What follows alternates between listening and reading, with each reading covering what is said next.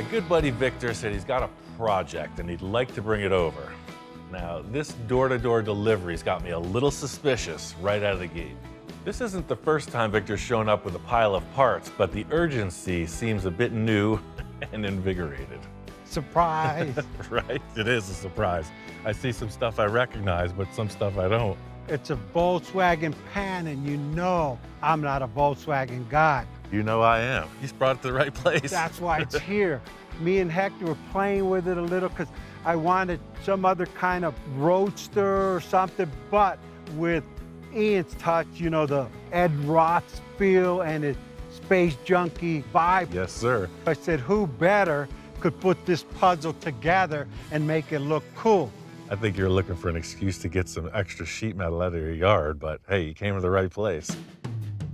Clearly, the tables have turned. Normally, I'm the one that's pitching all the crazy ideas, you know, cardboard, masking tape, all the envisioning tools.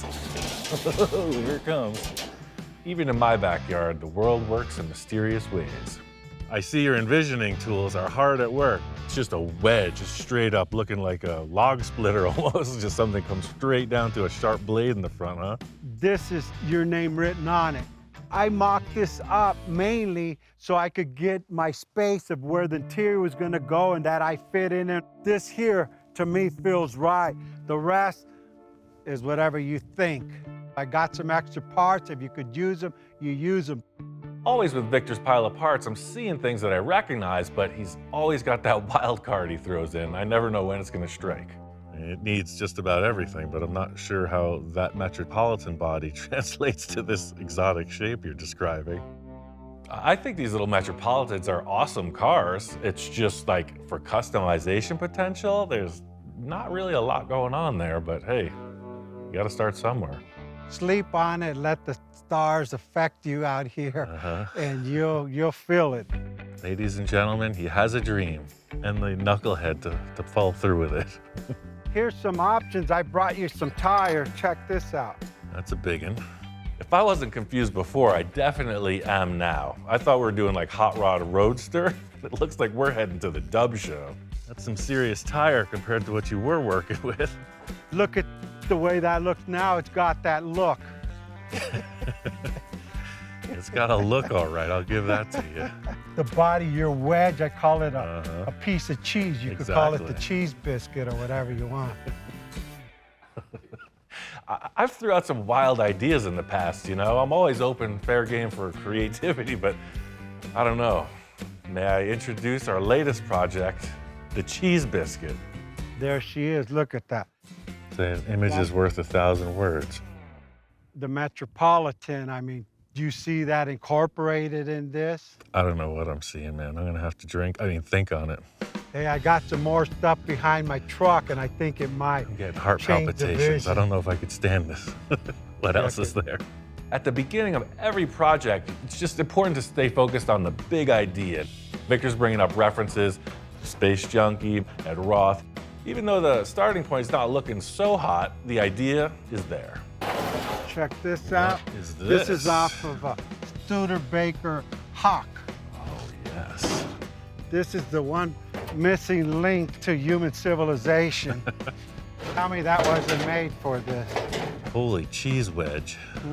That is what's happening. Look how the spear points right at the front spindle. I mean, that's the game changer right there.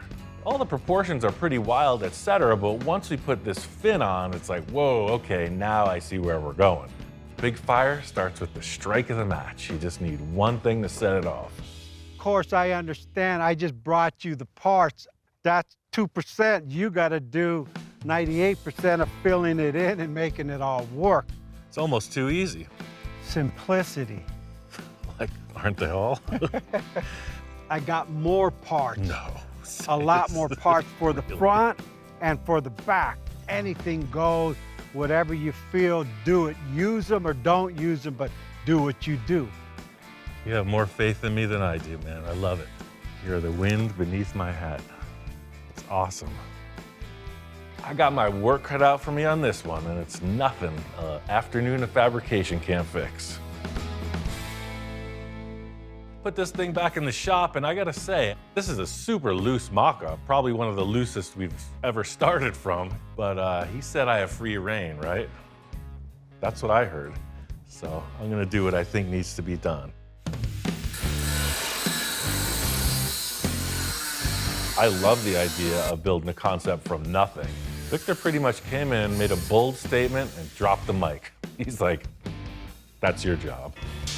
So we can reference that should we need to. All I've ever wanted to do is just build my own stuff, so Victor's showing me that opportunity. All right, we got this mouse trap out of the way. He's talking about these rims, 22-inch diameter rims on a Volkswagen. Let's just see. Take a moment to digest the possibilities. I'm not 100% feeling those rims. I'm not opposed to big diameter wheels, but something about the stagger, right? You want big in the back, little in the front. That's the hot rod flavor. Looking a little like a roller skate at this point. Victor likes big rims and he cannot lie. Now we're getting somewhere. Helps, we're trying to hide that engine, so we're trying to pack as much material around that as possible. Those rims do just that. Wheelbase is way too short. Close together or far apart or just right. See what I'm saying? Right now, it's got the Mr. Peabody look. It's kind of like really close together. Smaller wheels would appear farther apart. Right now, I think I'm just getting hung up on the actual look of these rims and not just the overall proportions of it. So I'm gonna try to look past that and just use them as circles. So you got your standard 45-degree miter, right? But then you got that, right? Now a car like that is like, that's what we're looking for. A weapon, not just a commuter car. I think I gotta cut this floor pan.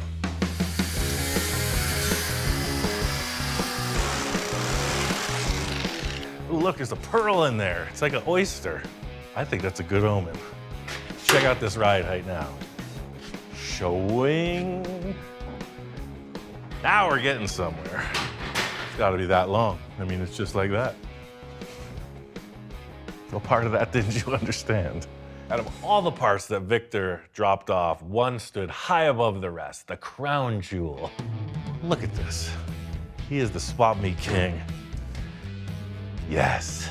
Sometimes you just need a few things for the mock-up to start to take shape. I mean, this wheelbase, this shifter, because heck yeah, this is a perfect lead off into the flavor of the car, right? It's that cartoon hot rod. Look at this shifter. I think I want to get that Metropolitan body chopped up and just see if that affords us anything, any clues as to what happens next. I got that car all whacked apart, so Victor brought this menagerie of parts as usual. We're gonna try to do something with these fins and these two sides of that Metropolitan. This is the beginning of a delicate dance. Stacking parts, arranging parts, moving them around, and at this point, your guess is as good as mine. See, when I saw the Metropolitan body, I knew I wanted to wedge the front of it down to get it as low as possible, and man, it's got that kind of a wedge shape already. I know the wheelbase is gonna be longer. How much longer, I have no clue. As much as I like that tire centered in the fender well, I think the back of the car should move as far forward as possible. Tuck it right to that engine, I think. It's the moment of truth. Weirdo-rama. Oh no. That is kooky. All of a sudden, it looks really, really tall at this point with that fin stuck on there. Let's see if we can make this door hinge and look as low as possible. With this Metropolitan body, I see a way to minimize the body height, but I don't want to get into sectioning this, bringing the hinges closer together. So I'm cutting right through the bare minimum this door is going to need to stay in place and hinge. So that's as low as it can be. Space Junkie was successful because it was so squished. Let me see what it takes to take off this door handle. I might just cut the whole top of this body off. At this stage of the game, I'm basically grasping in the dark. I have no idea what I'm up to. Just looking for that thing that's like, ah, there it is. So I'm gonna take off that front tire and use it as a template. I wanna be showing the tire complete, so Now you can see that panel doesn't look so big with that massive hole cut in it. Sometimes you just need 3 tires for a 2-tire job. I think I'm gonna cut the top of that door off. See the camel hump on the front? It's no bueno. It's got a swing, ring-a-ding swing, baby. Just going for a feeling. It's going for a good vibe. It's gotta have a lot of cowbell. It's gotta be special. I'm thinking like that would be the turnaround. This cool little ribbed detail. During this process, you have to use the gentlest of touches. Like picking a rose when in full bloom. Yeah. Easy. It's a pretty loose arrangement, eh? What I'm looking at is this fin ending and then the body continuing like such. Right? You got a lower wedge, so it's like boom, boom. Right there. The door just looks so appropriate coming right to the tire like that. This is the true envisioning process. I know it's not in plain sight, but it is if you look in just the right places. Anybody, right? You walk in the door and you look at this. It's like, what is this? I guess I do get caught up in my own brain sometimes. Supercalifragilisticexpialidocious. Look how big that quarter panel is. Without that tire on, whew, that wasn't gonna work. Aha! There's a tire in there. I can't stand it. First I didn't like the rims, now I'm all goosey. This style rim might win me over after all. Having a body panel next to this wheel, it's like, whoa, wait a second. Yeah, that's hot rod. Proportions everything, and looking at that tail light hanging off the back end, I'm like, ooh, we gotta tighten that up a bit. This is what's gonna sell the back end of the car, in my opinion. I'm really happy with the door, the tire, and the bobbed off back end. This fin is coming down, coming forward, and then again, our axle being somewhere out here, I'm assuming. Maybe furtherer, I don't know, but that's kind of where we're at. I'm gonna replicate this exact measurements to the other side and then carry on with the front and the back. Even though we only have a half a car presented, I feel like we're leaning in the right direction. And even if we're not, we're only half wrong, right? Diced up that whole Nash Metropolitan and it worked out great. I just mimicked the driver's side with the passenger side and put in a bunch of structure. I made this cool little curved backrest. You got some representation of what the back of this bucket area that you sit in is. It's feeling good. At this point in the process, my focus is on getting the front of that car as low as possible. The Volkswagen Beam with its stacked tubes was not going to afford that super low look, so I called in some reinforcements. I ordered a 6-inch drop axle from Speedway. This is your typical hot rod setup. Disc brakes, rack and pinion steering. It's not a Volkswagen, Victor. We're hiding all that business. When people look at this, they'll be like, wait, something doesn't add up. There's usually a big V8 engine sitting right here. Not this time. Literally, the hood height can be right here. That's super low. Volkswagen and the hot rod, they gotta meet up. I got a plan. It involves some of this. It's from another project, that crazy trike thing. Piece of the leftover chassis, it's super strong. Oh, I gotta get back in the gym. This is envisioning central right here, and look how close this perch is to that body line. I like that. This is what I was seeing when he showed me that wedge silhouette. It's like extremely low in the front. And when I saw it on the VW, I was like, man, it just doesn't work. You got these two shocks coming way up. This is gonna work. I mean, usually we talk about like, oh, waist-high car, knee-high car. Now that's a toy. I think this wheelbase is perfect. I want to get this thing into like a roller status and then consider what's happening with the body. Looking at Victor's mock-up and looking what we have here, I'm seeing a straight shot on an angle, front to back, right to the front spindles. The Cheese Biscuit has an angle. It's sharp cheddar. I think for right now, I'm gonna bolt these heim joints right to the pan just to get some kind of a reference. To all those that say I don't even have a tape measure, well, I found it and I'm using it. This is one of the only times in life where it's hip to be square. That's a win. See? Nice big rainbow bridge. And what does every rainbow have buried inside? Mounting hardware, of course.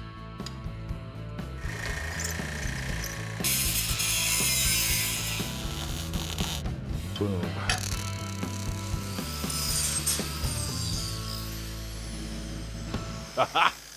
Of course, that structure is going to get a bunch more strength. This was just to get the axle in position so I can set up this sheet metal. So it's all got to kind of come together. So I want to keep the center perch of the chassis super narrow. I think the body's going to be somewhere in here like this, right to there. The way that I'm feeling is not only do we want this wedge down from top to bottom like Victor presented, I want the both sides coming in. I want it more like a chisel point. The look here is pure speed, you know, like the tip of a lightning bolt, right? Fast. That defining rib in the lower portion of the door, I'm gonna try to mimic that. It's 2 blank sheets and then just take a look. So see, that's approximate. Then you can see how it radiuses down from there. Put a little hoo-ha in it. Trim this off. That looks pretty good. That's our gauge. That all started when I was learning to make gutters for houses. You could see that this could easily be turned into a gutter shape. So some people, like the wealthy, they wanted a special shaped gutter. Seriously. So they said, oh, I drew this design, and now how do you do that? That's how I did that. Sometimes it just shows you can work yourself out of the gutter. You could be somebody. This is a different radius for sheet metal. I'm just gonna clamp it to the table and hand bend it. Bring in the heavy timber. With all metal, control is the law of the land. You tell it what to do. That being said, sometimes we all need to be told what to do. I mean, what are we supposed to do? Think for ourselves? Wait, no, I'm doing this backwards again. Let me reset. Get my dyslexia on. But again, when you don't have any rules, and you got no supervision, stuff's bound to go wrong. I've learned a lot more by making mistakes than the times when everything's gone as planned. Are we doing it in the right order, Ian? Yes, I think we are. I'm a dancer, I'm a shucker, I'm a jiver. I'm not sweating. It's cold out. It's fine. Everybody hold your breath. Probably have to step on it once or twice. Woohoo! I'm feeling this. Shoots the line right across from the rim to the rim. If Victor doesn't like that, we're gonna have to have a serious discussion. I gotta say, it was a little dicey. I flipped, I flopped, bent and unbent, but I think this body line works. Flows right through. The front is looking impossibly low. I love it. Everything about this is progressing for sure. The front of the car is just looking too boxy to me. I got an idea to enhance this front grille and the way it meets the door hinges. We are 2 sides closer and we're still not playing with a full deck. On to the next. Wanted to get all that structure in place before I really got this body into shape. So now it's gusseted, triangulated, all the things. Standing back and looking at it, there's still something with these body panels that needs to be addressed. Started notching it where the body would pass through these radius rods. And I started looking at it like, is it really gonna be this hard angle here? You know, because I want to pinch right to that grill. Because look at that shape. I don't like that. It looks like a soapbox derby car or something made out of plywood. I want it to look like a 52-year-old amateur built this, not a 12-year-old. Let me get my inspiration stick. Right? Yeah, it gets small real fast in here. My foot's actually outside of the car at this point, but it's all about the look, right? I mean, you do want to look like the giant monster sitting out of the car, so I think making it as small as possible is appropriate. Even though Victor went through great lengths to rope off the interior space for his seating, where he's like, yeah, I want to step in the car easy. I want to be sitting here like this, cup holder, the whole thing, stereo's playing. I'm like, no, we're gonna tighten that up. Like it's purpose built, as small and light as possible and as strong as possible for that one driver to fit. So I'm doing the exact opposite. I'm gonna make it undrivable by the actual creator. It's gonna be that tight. So easy to continue stacking until it looks like an overweight mess, right? I've always taken the opposite route and tried to like sharpen it, refine it. A lot of times you end up with a much smaller interior than expected. Looks better already, baby. I hogged both of these cavities open, so it should give us a few more inches. Yep, it's pretty aggressive.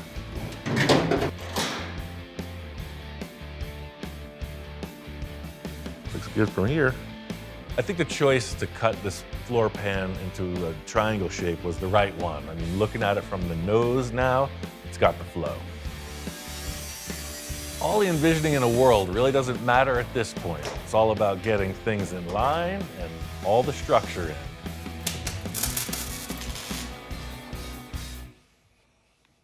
Goes from like thin body, and then the body comes in, it's just totally not a Volkswagen, something very different. But we aren't done yet. We both know that this concept has to be as complete as we can muster to prepare it for the arrival of the master enhancer. Like they say, you never get a second chance to make a first impression. I think Victor really didn't have a lot of expectations coming into this. Like he had a concept, and like I think he's along for the ride. You nailed it. I mean, who in their right mind, the way you continued the body line, so the whole side of the car is complete. It's awesome. I love the front end you put on this thing. The tires in the front, we almost need to do something like you did on the Space Junkie, something narrower. That's what's bugging me also. It looks like it's got two giant mitts coming at you. Look at those spokes I brought in. Those are off a T-bucket. I don't know why there's knobby tires. What if we just take those rims and just mock them up? I think it's gonna make the front of this car look so much lighter.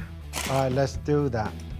Victor's got really good taste in cars, obviously. So in me putting on these rims, it's like, oh, it's a very classic look all of a sudden. And yeah, you can get with that, right? I mean, knobbies or not, look how light the front of the car looks now. I mean, look at you got a Wedge coming right after you with wings coming out. So it's like, what the heck's this guy doing? It's gotta be Ian stuff. I just need a little bit more beat, but I got what you're trying to tell me. There's your speedster, right? For sure. There's something to be said for just falling into the groove. We're in line with the rims. We're in line with the general direction the body's taking, and I mean, just carry on. I brought you all this stuff again. You know me, I'm a collector of fine art. This is fine art. And no mock-up would be complete without Victor introducing an entire onslaught of new parts to add to the mix. Use what you want. I got different kinds of headlight, tail light, headlights, tail light, grills and stuff. That's Pomona at its best. I like what he's putting down here. You know, all these parts, they speak volumes, you know, atomic age, retro future, space travel. These are sweet. You even know what these are from? No. They're huge. They're from Pomona, that's all I know. Yeah. I'm not one to be completely upstaged by Victor. I'm always collecting stuff too, and I got a few things to throw in the mix as well. Check this out. Wow, War of the Worlds, man. That's my favorite movie. Right? Come on. That'd be some good sunglasses for you. That's cool.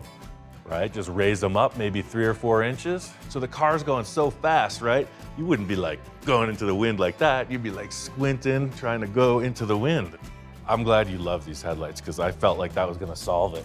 You can work on the rims, but the issue with the hood, I'm seeing more of a rounded edge like you would see on most 50s cars, you know? Contour in here. I got Zephyr hoods. I bring you one, you cut it to size, and you got your contour. A Lincoln Zephyr hood is really a special part in the hot rod and custom world. You really can't get them, so to throw this in the mix is pretty daring. So you got your VW, you got your Metro, you got your Studebaker, you got your Speedway, and then you got your Zephyr. It's a magic number. And the Edsel. 6. I like how this is stacking up. The parts stash just keeps going and going. I mean, you talk about throwing in the kitchen sink. This is like the 1980s Honda spoiler on the trunk. He leaves nothing out for the trash. It's like some Star Trek lines right there. Actually, it goes better that way. Yeah, you're kind of freaking me out, man. My mind is spinning on this back end now. I got some concepts, but I want to come down to your place and pick up that hood, because that, to me, it feels like a solution, the Zephyr hood. Just keep doing what you're doing. Continue on that journey, because I'm with you. This is music to my ears, you know, the synchronicity of ridiculousness. Victor is on track for success. Went right down to Victor's. As soon as he said he had this hood, I knew we were on the right track. It's exactly what we need. It's a triangle. It's a wedge, right? It's a 41 Lincoln Zephyr. I don't know. I almost never have trouble cutting stuff up, but look at this.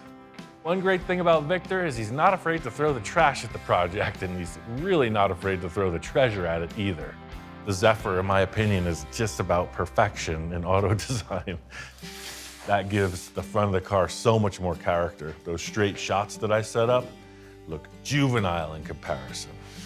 Zephyr sculptors had their game face on when they made this nose. Things that guy gets me into.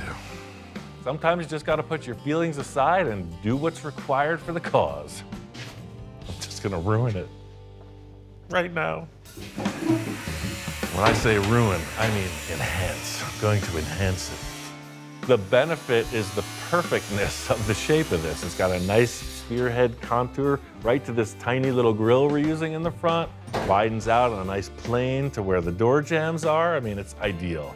The old scrap it, then lap it trick. Look at that. You saw the cardboard mock-up. It was like a big box on the front, right? This puts the shape in it. I mean, just shape, like right now. It's just a matter of getting that top stacked appearance off of the back of it and then tapering it to fit the nose cone so that it guns down. It's still a little bit high in the front and high in the back. Sometimes we just have to be pushed into the evolution process. I mean, yes, Ian, you are worthy of putting awesome parts on your car. Ooh, look at that puzzle come together. That is a savory stew right there. I decided I was gonna cut this hood dead center. Knowing Victor, he's probably gonna put a little peak with some filler, so a weld seam hidden in there is ideal. So this is all screwed together. It's nice and strong now. It's gonna be a long seam to weld, so the screws are gonna hold it in place perfectly, so I could take my time welding. I'm gonna pop these side panels off. You can see how straight shot these tubes are. So the sheet metal is just following that.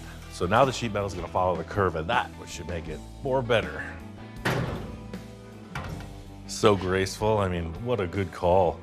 These sides are just gonna follow the contour now. I'm gonna take the suspension off. Unfortunately, I did cut those holes in the front. I'm gonna have to do some piecemealing back together to get around that. Apply the sides, continue on. When you're sitting down at dinner in a nice restaurant, steak dinner in front of you, that's all you're thinking about is the final product, not the goings-on that happened at the beginning of the process. This is exactly where I want it to be. I mean, look at the great shape. It's just not even triangular anymore. It's just like graceful, like a boat. I mean, Zephyr's a beautiful car. It's a good candidate for our butcher job. I am dying to put the front axle on this just to look, but we're not running those tires. The openings won't allow the radius arms to go in, but I mean, the body shape to me, feeling it. There's still a big issue of missing car on the back of this project. The only thing that's in the way in the back is this fan shroud. I have to work around that, otherwise I could do anything I want. But I want something kind of exotic. The Nash Metropolitan is a very flat, draped piece of sheet metal. 54 Chevy has the same look, just a nice round deck lid. I was thinking maybe about that. I also remembered I had some VW Type 3 deck lids, so I put that on there. And it's like, well, that looks like the back of a car to me. It's got a cool shape to it. I think it needs something more than just that. Like, what does it do? Just go straight down in the back and then a couple taillights? That doesn't look very interesting to me. I want it to look like more exotic, you know? When you look at it from the back, it doesn't look like any other car. I had a lot of consideration about what to do on the back of this, you know? Anything goes, but what do I have on hand? I had another one of these, same unit, right? What if you just put them together like this? Look, they match. That's like the back bumper of a UFO, if I'm not mistaken. This is pure sculpture at this point. That's my favorite thing to do, so it only follows that that's all I think about 24/7, right? Just might work. I love how it's like a super exaggerated roll pan. I love the orientation of the fins and this curve right here. So it's coming in your eye, it's coming down and back up right here. We're talking about the wedge, right? So this is like from here to there. Just gotta come up a little bit more.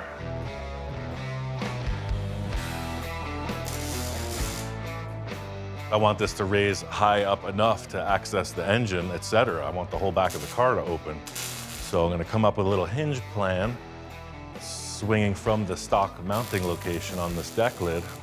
The nut gets welded to the car, and the deck lid swivels around it. Drum roll, please. Yeah, I mean, you have perfect access to the complete engine. This is gonna get cut back somewhere through here, so there's a lot of room to offer. Definitely cool. I'm gonna get rid of this right now, because that's bugging me. That thing's sticking out like a sore piece of sheet metal. Not really rocket science, it's deck lid science. I'm not gonna use much more than my knee bone. Like so. If you really want, I could turn this into a big formal production, right? I could get out the tubing bender, make some templates. I could even get the tape measure out, make it look really important. I saw the shape I needed. I had an extra knee laying around, so what the heck? Yeah, the taillights are pretty big aesthetic in what's happening back here. I think less towards the bottom of the car is better. Just gonna keep everything like focused on the wings. I think it's about time we busted into Victor's treasure trove. He brought in some real jewels, and I think this car could use some sparkle. You know, these are pretty tasty, but I feel like they're definitely horizontal. These are super space age, but I think they're just too big for those fins. Now, these little gems, and look at that. Does that not say flying spaceship thing? I think Victor knows that the key to all of our success so far has been his parts sourcing, and I gotta say, he knows how to pick them. That little baby set right in there. There's something about the shape of these particular taillights. I think it's gonna really tidy up and refine the statement of the back end of this car. Did a little work on the rear of these fins. I extended them out, took some sheet metal and formed it to fit up these taillights just right. I felt like this little bulge in the fender here would just sort of terminate right at the taillight, and then it would just fall down in a very generic shape. Like that way it's pretty much open to whatever kind of flavor we want to add to it. There's something about, like, you know, the Martian's antennas, the way they're like that. I just felt like the taillights and the fins, like you had this like round shape with two like things coming off. I don't know, worked for me. Even though the majority of the back is defined, there's still a lot of holes in the rear portion. You know, it's kind of like the Swiss cheese biscuit, but we're going for more the mozzarella biscuit. It's sort of round, it's sort of triangle. So to just kind of make that flow with sheet metal, it's easier said than done. So I'm thinking I can utilize this rest of the Nash Metropolitan body. This is the front fender. It's got a bunch of good character lines in it.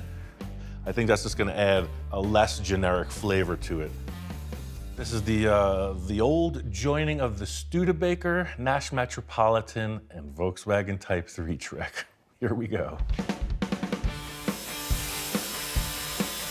The first step is to create some kind of a line that transfers the taillight fin to the bottom of the car. In just looking at the back of the car, I'm seeing this horizontal band where the two deck lids joined, and I'm thinking that it may turn up into the flat plane of the taillights, so just trying to create a ridge that would lead into that feeling. I said I want to make a Tesla right now and put this piece in. You got one slice of pizza. Pepperoni. Because this is just a vacant space, you know, I'm imagining the curve, the contour that'll blend around the corner into the wheel arch area. So I'm just looking around and choosing something that matches that contour in my mind. For me, I'm not a really good planner, but I'm a really good improviser. And this pretty much documents the process precisely. I'm just trying to follow the lay of the land. Yes. No plans, bringing a prayer. Voila. I love this dip in the Studebaker fin. It's got some more flow, you know? It's more organic. Name the state. Start it right where it fits the best. I'm gonna begin the mutilation process. It's starting to curve this piece of flat steel, and it's putting a lot of stress in the panel, which is gonna make it super strong. You're gonna need that rigidity for space travel. Seen some craft come apart at Mach 6. It's a messy scenario. I took my time, did all the welding, fabbed out the whole rear corners, and it's almost time for Mr. Cacho to take over on this creation. I love the fins and the taillights, but looking at the center section, it's just kind of mute. Time's a wasting, it's running out. What's my last call on the look of the back of this car? I think I got one more idea. Two of the things I saved were from a Cadillac. I don't know what year that is, but that's definitely in the front grille. You got all these little chrome bullet shapes, and man, maybe Frenched in a bit, a little out, just a big oval opening. With this insert, you know, it'll be functional and look pretty spacey. It's like that 13-year-old kid with braces, right? I'm thinking, man, the Zephyr hood classed this thing up so much. Wouldn't a little bit of Cadillac in the back look good? I want to frame it out with some round tube. Might have to roll it a little, I don't know. That's the adventure. You may think you've seen all my tricks, but alas, the story has just begun. Get my mega magnet and stick this in place. It looks like an average piece of steel.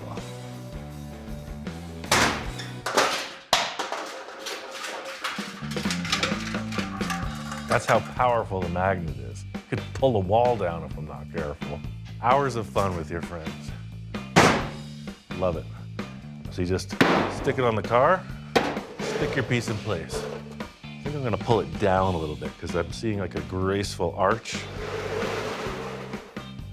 Been on the horn with Victor. He's doing some serious thought and gathering for this vehicle. I think it's ready to head down to his shack. He says he's got his interior mind going. Victor is the fit and finish master, you know? He's like, no, you just hung the skin on the body. I'm ready to dress it. I've seen him be reasonably conservative on some of the projects, and I've seen him go off the walls on others. So this thing, who knows what could happen.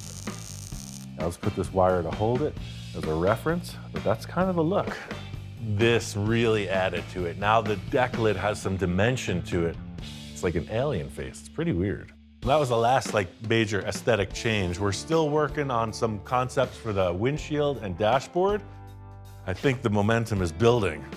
This car at this point, as wild as it looks, it's still a blank slate. Once it gets into Victor's hands, all bets are off. The only thing I could say for sure is that we're not sure where it's gonna go from here. Let the dice roll. Victor called me down to the Cacho residence talking about change. Business as usual with this guy, always hustling. Check this out, Ian. I might need a few more slight enhancements. Yeah, as usual. Wait, what? Wow. Whoa. Talk about a jaw-dropper moment. I'm just like, wow. I'm expecting a car in the middle of some kind of crisis. This thing is awesome. Holy moly, you've been a little busy. I slightly changed a few things. I can see the changes. It's orange now. You wanted a cheese biscuit, you got it. It's done. It's finished. It's beautiful. It's even orange, like sharp cheddar. I love how you changed the fins, because you kept saying like the grill looked like an angry rat with the ears sticking up in the fins or something, but this totally fixed it. One major change in the back was the taillights are disappeared. He rounded off, and I gotta say, good call, man. It looks smooth. It defines its own look, right? I mean, tell me when you've ever seen that before. Never. It looks great. I just wondered, like, you know, what are you gonna do for taillights? I got taillights. I'll never live that down. Everywhere I go, where are the taillights? Stay there. I don't want to take that heat anymore. Taillights. Oh, right on. Stealth mode. I think the car is a little bit of everything. It's futuristic. It's definitely got street rod vibes. The classic panel shapes of the old cars we used are represented, so it's kind of a mashup. It's its own thing. And the original bubble topper where we started blowing bubbles, I brought it and made the windshield out of it. Right. Okay. And I just kind of added another contour to it. I like it. Yeah, I love the interior. Clean and classy. We did flip-flop in conversation on the wheel choice. I tried spokes. He ends up with these big diameter, like exotic car rims. And in the end, it is an exotic car. These are off of a 4x4 truck. Right, I know the style, the big lifted trucks with the small, low-profile off-road tires. And now I see what you're doing, man. It works. With Victor and I, our collaboration is always sort of the perfect storm. You know, he's like, I got these crazy ideas. I'm like, well, I got this crazy brain and I got a welder. And every time it works out really cool. You know me, I'm a fanatic. Once I get started. Don't say that. A fanatic? I would never have thought. Victor fires it up and tells me to jump in, and I'm like, where? There's no room in this thing.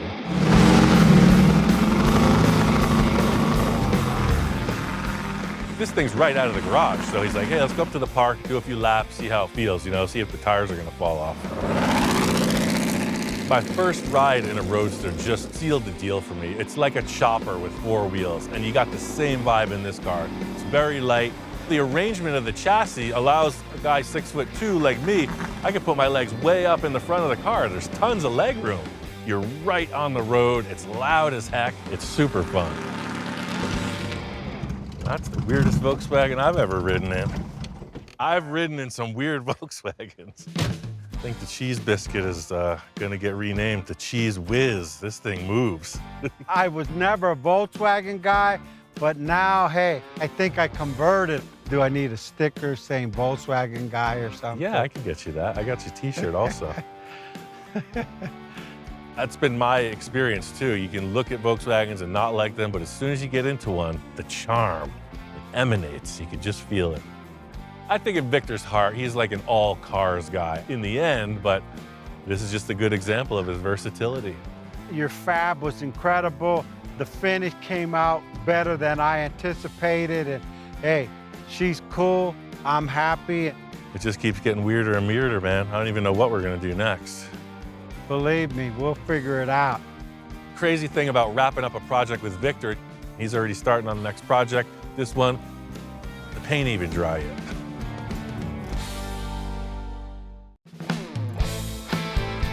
I got my good buddy Eric out here for another Rancho Russello adventure. Coming out here, obviously, yes, you get a phone call from Mr. Roussel, you make things happen. Now, we've done some really wacky stuff in the past, that Space Junkie, Bubble Top, and then the Blue Demon project was just ridiculous. So, All right.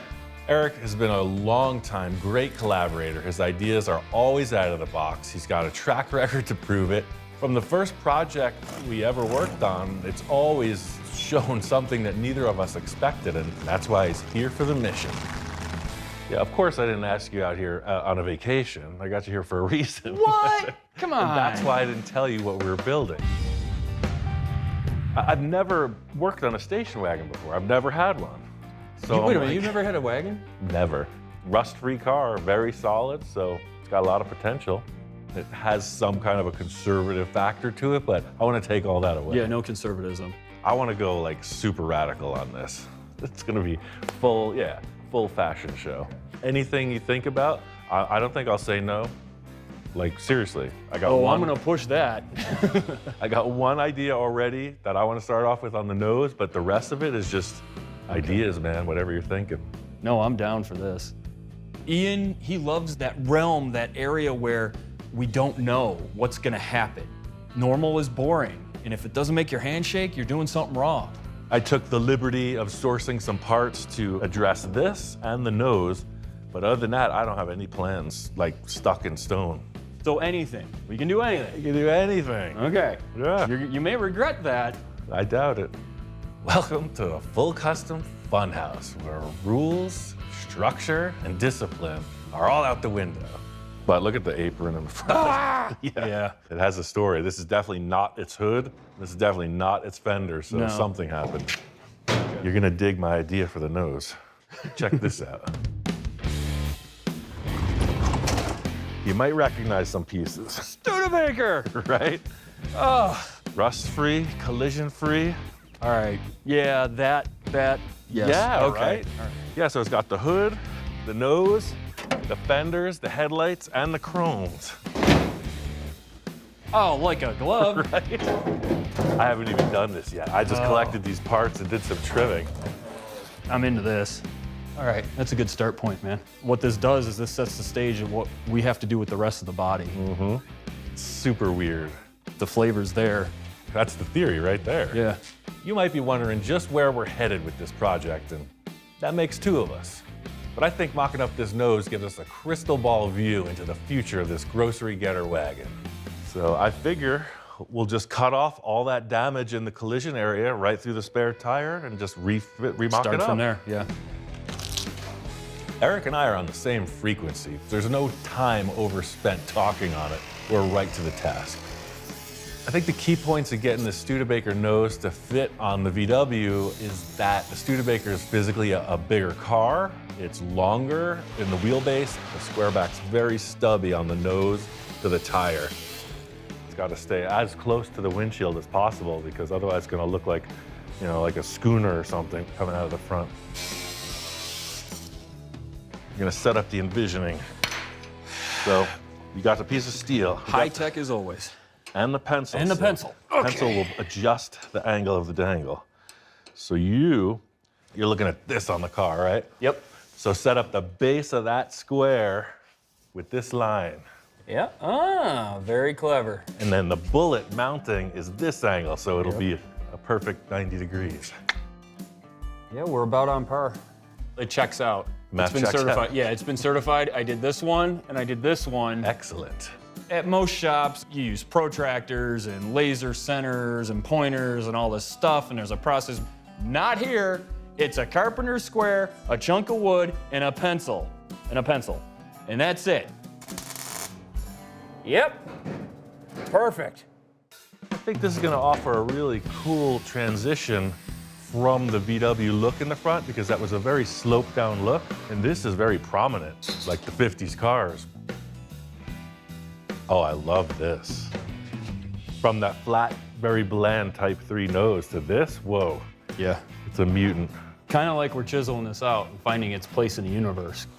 It's a discovery for all three of us, including this yellow banana.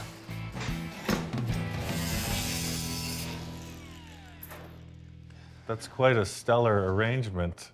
I don't know what kind of all-male review clubs you're performing in, but that's something. How do your coworkers usually feel about that with the flash coming off of that helmet? Wow. I gotta say, that is pretty extra special. Eric is very much at home in embracing the weird. Yeah, as long as these two are good, that's gonna be a simple addition. Tell me that looks cool. I don't want to look. Tell me it looks cool. That looks cool. All right, now I'm jazzed. Yeah. Ian's got a really good eye to kind of be able to blend two different genres together. He can bring in pieces and say, I think we can make this work and I think we can make that work. And usually 9 times out of 10 or 9.9 times out of 10, it does work really well. I think we should utilize this VW body line Yeah. and cut the Stude fender right above it. Keep as much of this Keep as we can. much of this, because we're using the VW wheel arch, but this is so Studebaker, we don't want to lose that curve.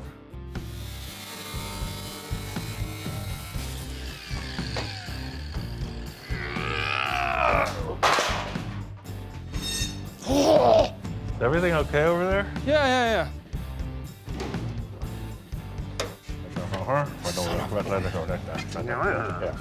I'm not sure, but I think this is the one, or it could be this one because there's more, and it could be like that means business, or... Would you just use the force and get with the program? I want your eyes shut on this next cut. I see the force is strong with you. Yes. So hold it just above the body line. That's it, dude. It's a whole different experience when that helmet's working in the dark. New dimension. Like a discotheque up in here. I gotta brush up my dance moves with this kind of activity in the shop. Look at that, dude. That is really cool. No, I'm digging this. It's way narrower than the Studebaker, but it works. It's funny how the proportions, you can change them like that, and it still keeps its shape. It still keeps its flavor. This is exactly what I was hoping to see. This car parked in a lineup, you're gonna go, wait, what? Studebaker station wagon? I don't get it. I wanna get that passenger fender on. This is getting me charged up, dude. I wanna hit that roof next. It's half custom. It will be full custom in a moment. So getting this nose on, I mean, what a radical change. I love it. The rest of the body now is way bland. Next task on the list is addressing the roof line. I don't really have any specific ideas, but I know I definitely don't want stock. You need to make the roof as off the wall as possible, Yeah.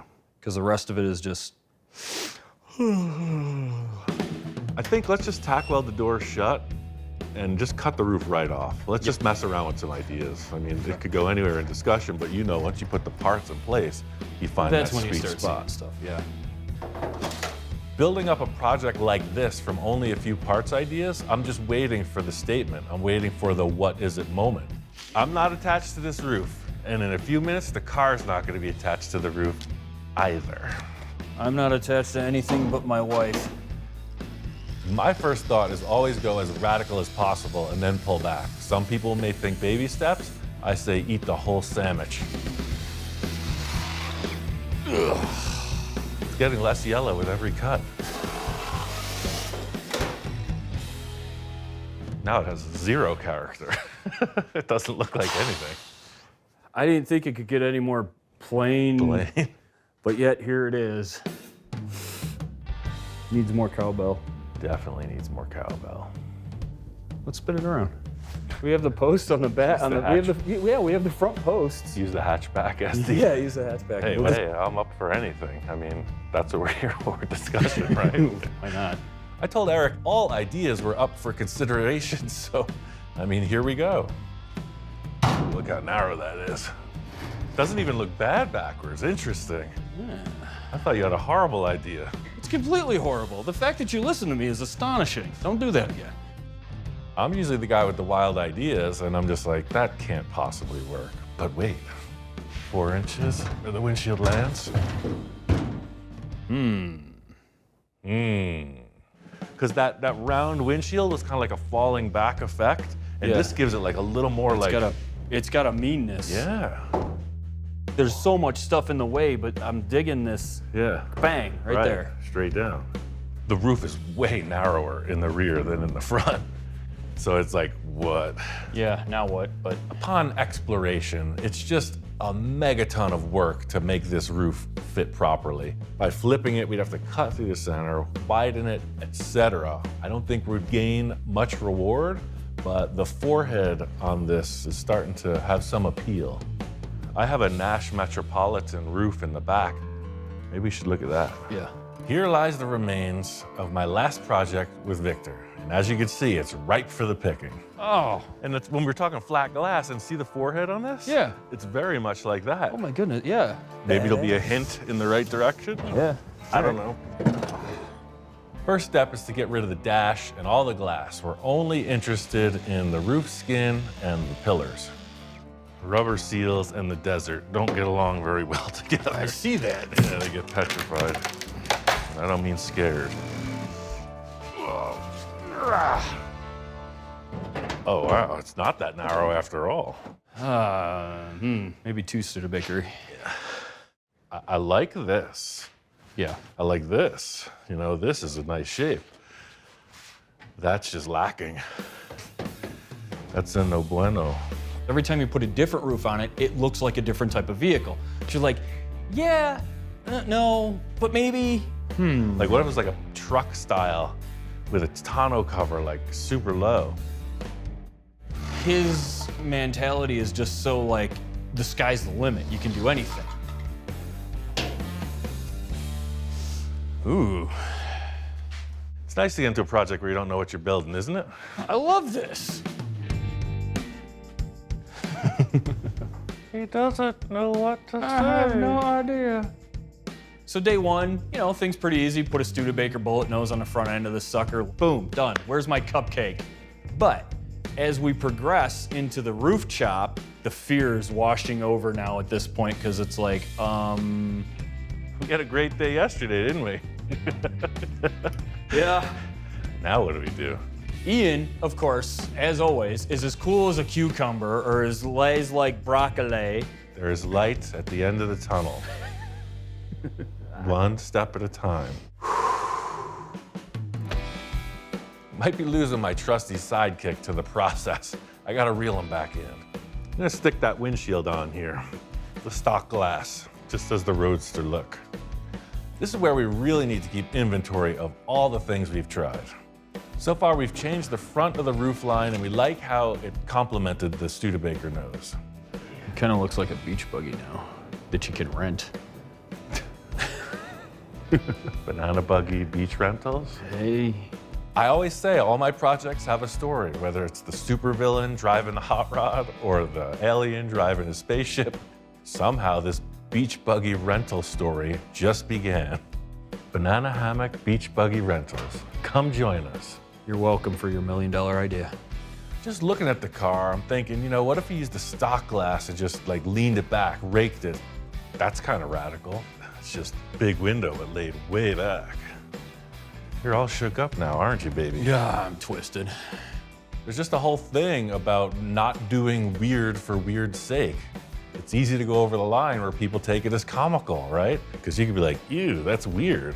But if you make it intriguing, all of a sudden, that's weird. Looks pretty aggressive.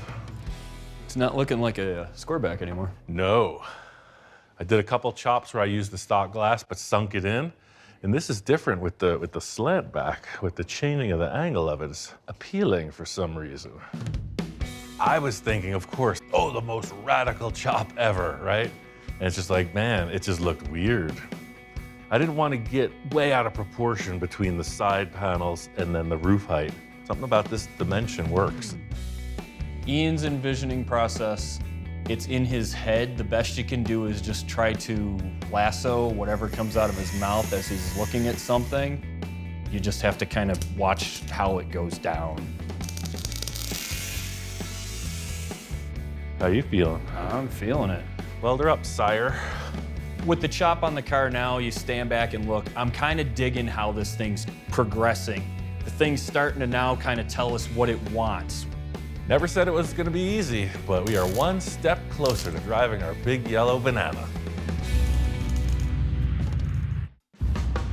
As for now, the chop works. I like it. The proportions there, only slight tuning to get it into gear.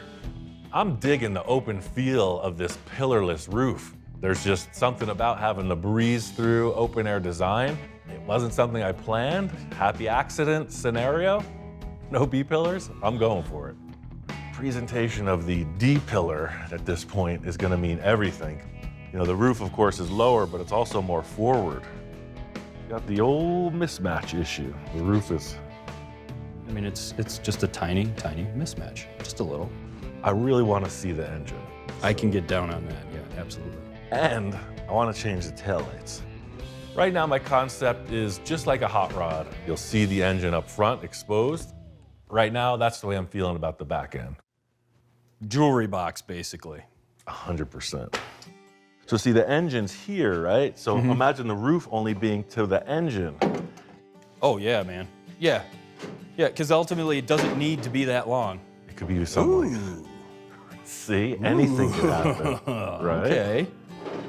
I'm glad But I then got up this morning. But to make it even weirder, so, okay, we're gonna have these fenders sticking out the back, right? Yeah. And I was like, everybody's gonna know, Type 3 taillights, right? So check this out. Oh, there's more. Look at that. What year, 53? Yeah, something like that, yeah. You got the peak here, Yeah. and you got the peak here. And that's exactly what I saw on the Cadillac. Okay. Yeah, drop down in position and everything. That'll look really good. Settle those in, Yeah, and then yeah. decide on the roof. Now we have the wild in the back as well, which works out well. So I think we're balancing it properly. Let's get started. I like the way you think. A lot of Ian's projects, there's cool and weird mixed into one. He has developed an eye to somehow blend the two together, and I love watching to see what he does, because he can blend cool and weird together like nobody else. Are the envisioning goggles working? The number one thing I saw about the Caddy taillights was they were on their own perch. So similar to the Studebaker fenders being their own projectiles in the front, the Cadillac taillights came up and do the same. Yeah, that's weird. And these vents, we're just gonna cover them later. It's not gonna have the Type 3 cooling anymore. Yeah, I feel as though this is a step in the right direction here. He likes it. I like it. So this is the big debate, like what happens now with the roof? How short does it get?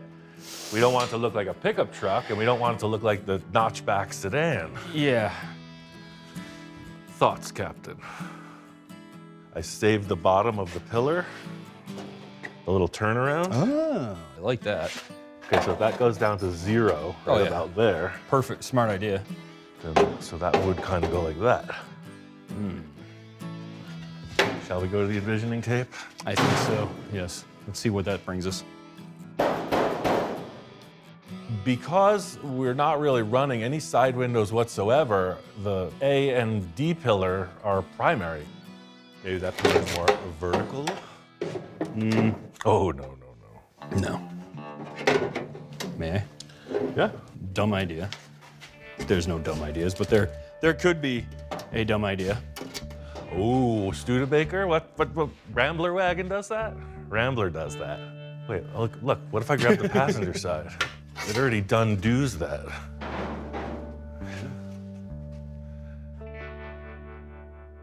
Talk about freak show. So we get that desired effect of the engine exposed, but now the rear window is like a trucker hat over the engine. Like the bill of the hat is coming out over it. Business in front, party out back. You never know what you end up with in a project. You know, I had in my mind an idea about a shortened roof, exposing the engine, and this idea just might be the ticket. This would pretty much be like that. Well, not that bad. Here, let me hold it. You take a look. So weird. The Studebaker has this huge depth. The square back is a box. Now we're achieving fins out and a huge depth. Yeah. It doesn't look super great, but I think it's a better approach than the other way, which would be where the normals would take it to, I think. And I excel at making things that aren't really good looking.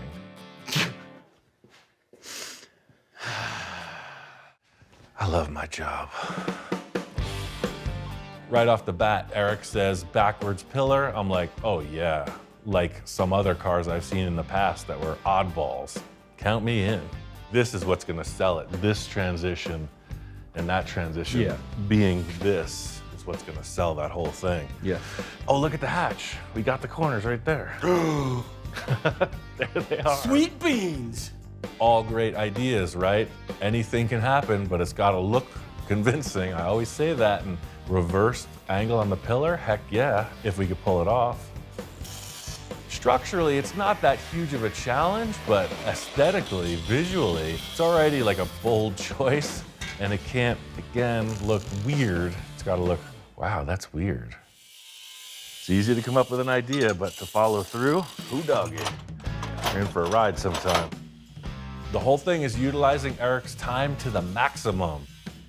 Rectamundo. It's a rough concept. Just get the ideas down and I'll fix it up. Voila. Yeah, I think we can get away with that. For sure. Starting to shape up. The back end is presenting these two tall pillar-like quarter panels independent of the body, and the taillights are just the little toppers on them. Feels like the front of the Studebaker nose. How you feeling? You look a little woozy. I don't know yet. Yeah, standing back on it, just the open back. I mean, it looks like some kind of a utility vehicle. Like, yeah, I could see this at the beach. It's a four-seater, you throw your gear through the side. The back is just wide open. Yeah, it's giving it purpose now. It's like Lion Country Safari. You could just sit in there and feed the giraffes and... That was the whole lead up with this open back. The engine's popping up through the floor, and we're gonna see it. Whatever we gotta do, no rules. All right, cool. We were trying to get weird, and boy, did we succeed. I gotta say, that pillar issue was something I didn't see coming, but here we are. You know, the front's so radical, the back's getting crazy. Let's just cut this off and make something different. Yeah, all right, that'll work. By pushing this back, it'll make these fins appear bigger. Groovy, I'm into that. I really don't want it to look like a stock square back rear with the Cadillac taillights. I want to radically redesign the center of it as well. I love the idea right now of the exposed engine, this sunken area, exposing all the mechanicals. I just want to work with that. So this engine's just a mock-up. It's a core. The fresh engine is at the rebuilder right now, so you're really getting warmed up on these VWs now that you're hanging out with me, man. And of course, I got a few tasty treats to spice things up. It's a pretty cool fan shroud. I got this set of carbs. Oh. But see, now look, it's kind of stacking up in there, right? I want to show as much of this as possible, so I'm thinking maybe this deck comes out completely. Nice plan. I like that. See, like reverse like that. Give it a little curvature. I just had a really weird idea. I'm in. I love what you're doing with that pan. So it's a sheet metal here, right? But I was like, man, it's gonna be so bland, right? But no, it's actually the exhaust cove. So that's just the pan, and the exhaust is some kind of really showy thing right here. Right. Yeah, I like that idea a lot. I gotta look at my parts stash. I think I might have some interesting tips.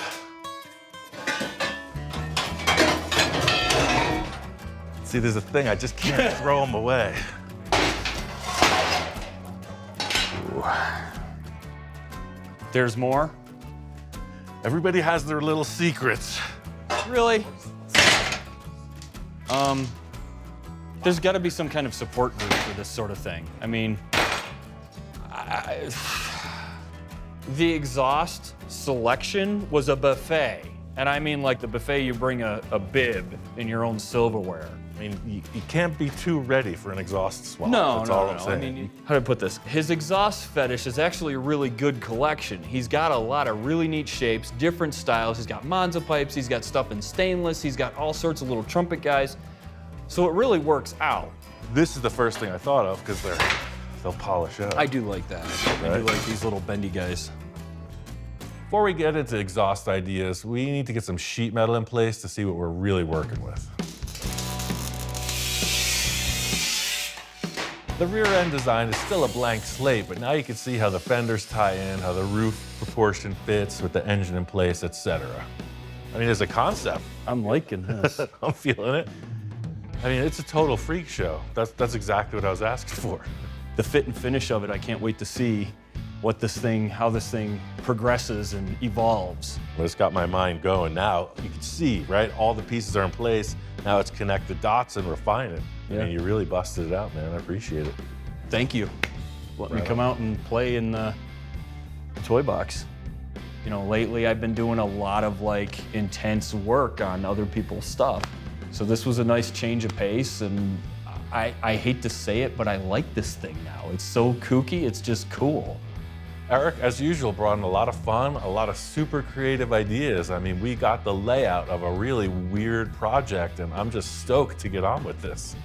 I don't think you'll mind accepting Wow. Ginger, my gift to you. The ultimate disco helmet. Heck yeah, man, I appreciate it. Give it a good home. Righteous. Now I'm completely prepared. I mean, next time I go to the club, my fashion is gonna be on point. And I could just get some work done if need be as well. Eric and I got a lot done in a short period of time, and I let the dust settle and stood back and took a look. We both agreed that this needed some improvement. This curve and the rake of the chop, it just looked a little too open to me. I feel like it should be even, or maybe just a little low in the back. At this point in the build, a few subtle changes, dare I use the word subtle, can change the whole thing, the whole feeling of it. This was out here, right? Look, it's like tight and loose. And now, whoosh, it's a little more delicato. A lot of times in building cars, I get caught up in all the inspiration and tend to not focus on some of the potential roadblocks. This just happens to be one of those situations. I was thinking about these taillights.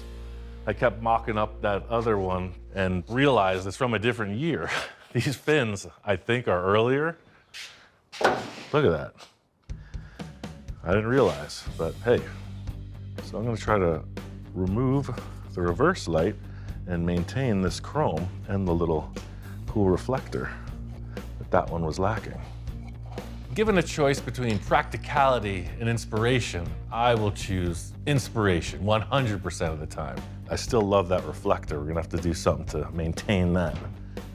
The whole key here, especially with Eric's collaboration, is to find that inspiration, because the motivation flows from that. When you got a mission, everything else just follows. Now our issue is this. Got this big hunk of plastic that don't fit. Ain't nothing in life that's free. Just gonna take some doing. This is just how the cookie crumbles in the land of full custom. You need to adapt and overcome. Most people would just get taillights that fit. Nope, just cut the car just right. Now the bottom part, I'm gonna fit out with a piece of this flat bar. That'll give it a good landing spot. Last piece to the puzzle is the little jewel. I like that. You know, it definitely looks like a real car part and not just kind of an add-on. In the end, this difficulty with the lens fit up worked to my advantage. I feel like the smaller lens added to the design of a thinner rear fender, and that's good for a smaller car. That's the story of car building. You know, you get one side that looks good, but then there's inside and then the outside of the other side. It's all got to be symmetrical. Then the big question of what's going to happen in the engine bay. Our beach buggy rental is one step closer to being open for business. I still got a few tricks up my sleeves before we hit prime time. Been working on this sheet metal and I got it pretty much dialed in. Both right and left taillight are mocked up, and then the structure put back in the roof. Got that look I was going for. Sort of like the front fenders are jutting. I want the rear fenders to do the same. Just like with the nose of the car, you see the center being its own thing with these two structures on each side, and I want to follow suit with the rear end, however that works out. It's a pretty ridiculous change. Right up my alley. Yeah, the engine, I want it to be a focal point, but it's just something about this just cavernous surround. I'm not sure. I'm going to start at the bottom here. I know I want exhaust poking through that roll pan, and I thought at first I was going to use this. But when I mocked it up, I saw that all the gear was outside the car pretty much. The big spaghetti bundle in the back, right? I also had this other two-tip dealie. It's kind of classic. It's kind of not complicated. It's kind of sandy. The exhaust makes a huge statement in every car, so I'm trying not to overdo it. As radical change as the body is, it's a pretty, like, mellow style. Pretty simple, pretty discreet. Maybe seeing, you know, like a large tube that comes around and just frames it. All right, so this is first thoughts. I'm using this really large radius. On the car, you're only gonna see from here to here. So the tube doesn't actually exist. You're just seeing this nice curve.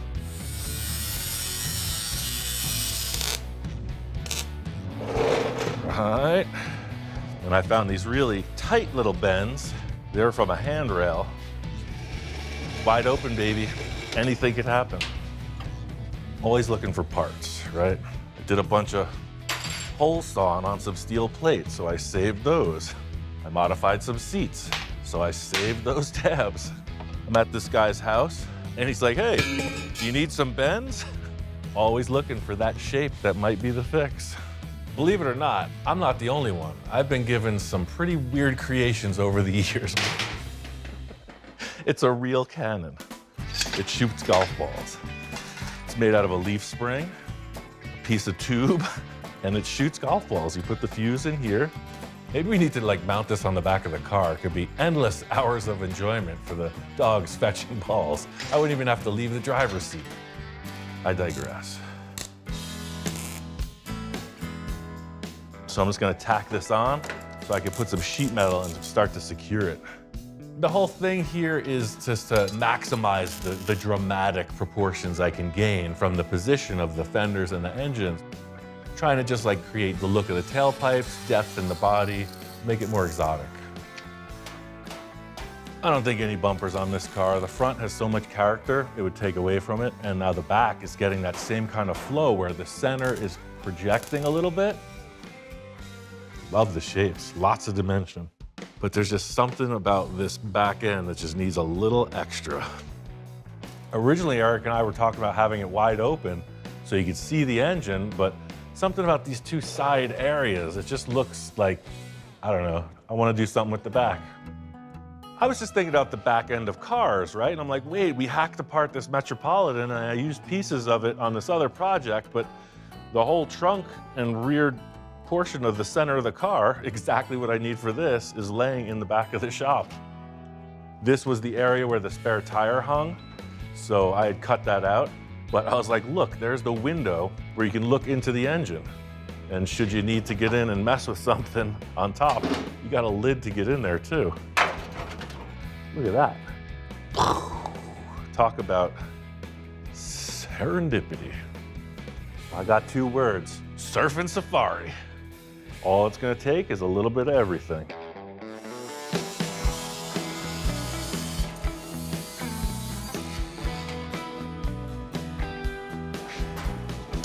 It's the little corkscrew twist trick. It worked. I always get that quirky little smirk when something's starting to get really weird. It's almost at that moment. I'm gonna cut this out of steel and then use a shrinker to just make a nice transition around that corner. But it's got these little teeth that munch. See that? With metalwork, there is munching, crunching and bunching. All advanced technique as far as I'm concerned. There's two things you can do with metal. You can shrink it or you can stretch it. This process does both. Munched and bopped to perfection.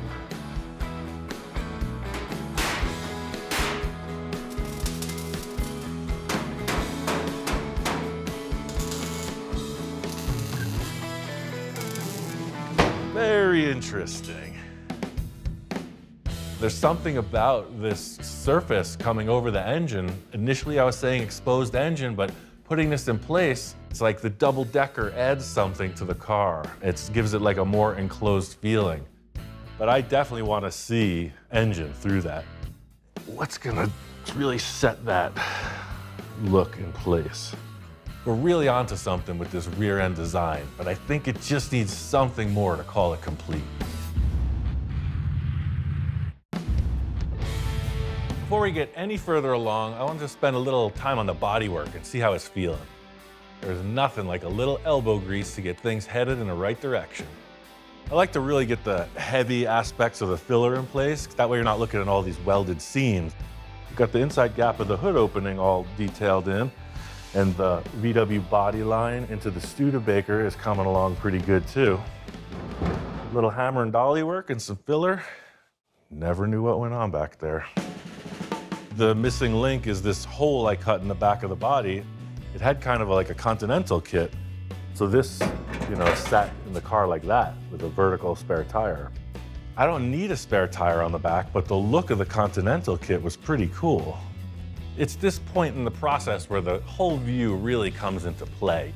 Of course, the wheel and tire combo mean everything. So this is what I'm using for all 4 rims. Real simple setup. I got the Smoothie steel wheels with the moon cap with no VW logo and just a trim ring like that. So it got me thinking about the Continental kit.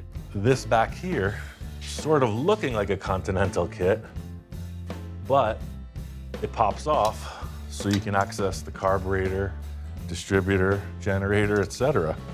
I mean, that sounds great in theory, but like, okay, well, here I am dangling 2 items in space. How it actually happens is where the story begins. I got this rim over here, Chevy. Trim ring fits it perfect. I don't want the rim though. I don't want this blocking the airflow. I just want it wide open. So I'm thinking about making a couple tabs that will bolt in or screw in under the trim ring, mimicking the look of the original Studebaker. It's got kind of the cross with the chrome dome in the center, right?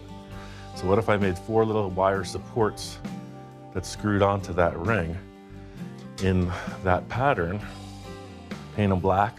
This thing kind of appears to be floating, but still front and back the same. Enough theorizing. I mean, let's see you make it happen already. Your hands aren't even dirty. You can drill and screw right into that.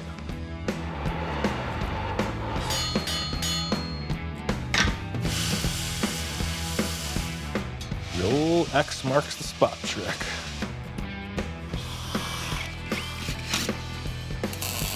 Now I'm just gonna tack weld this hubcap right to it. That gives us the potential for our floating hubcap. Now we remove the rim.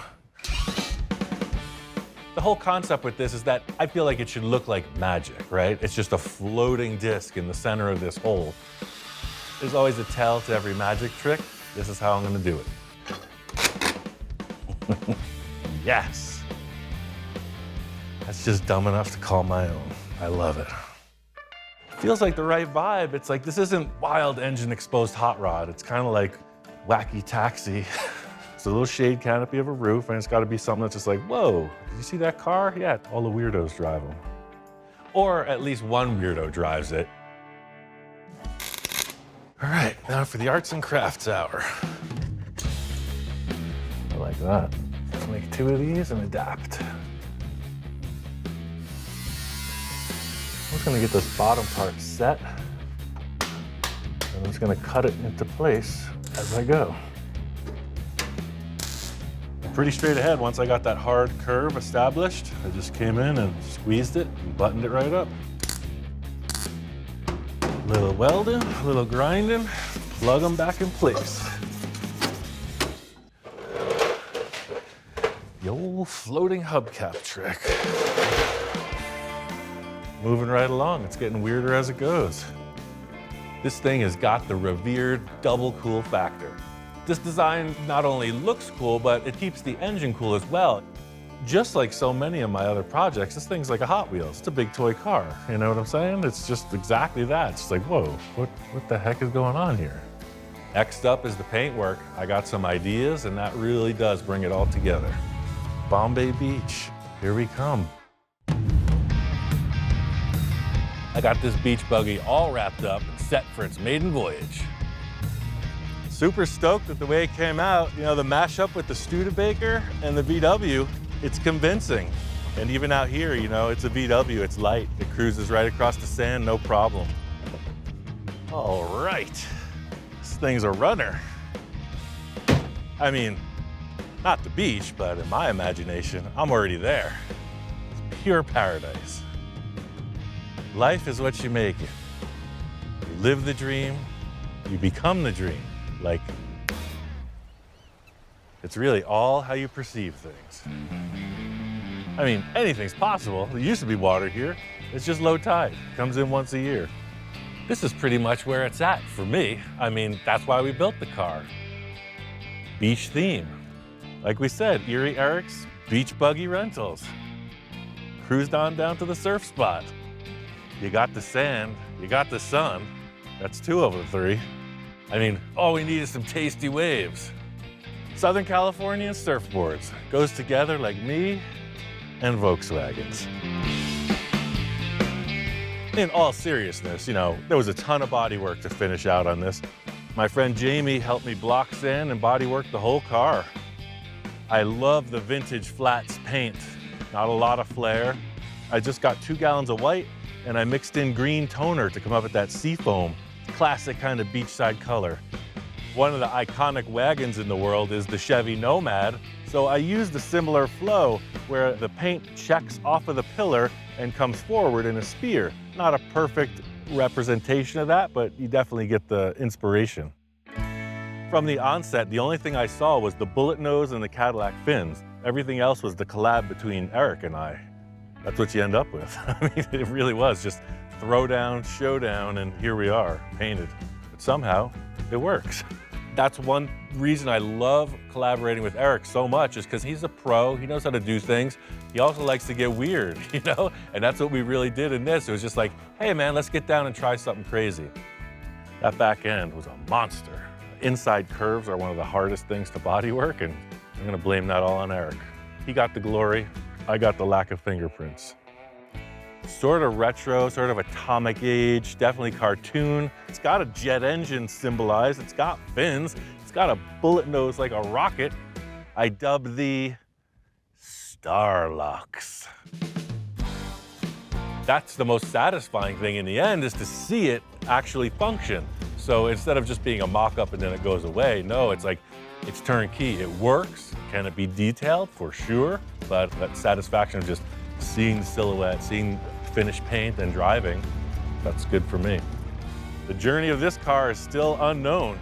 Interior, hot rod engine, anything could happen.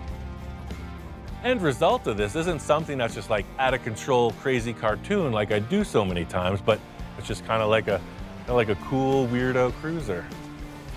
I think this is weird with a smile.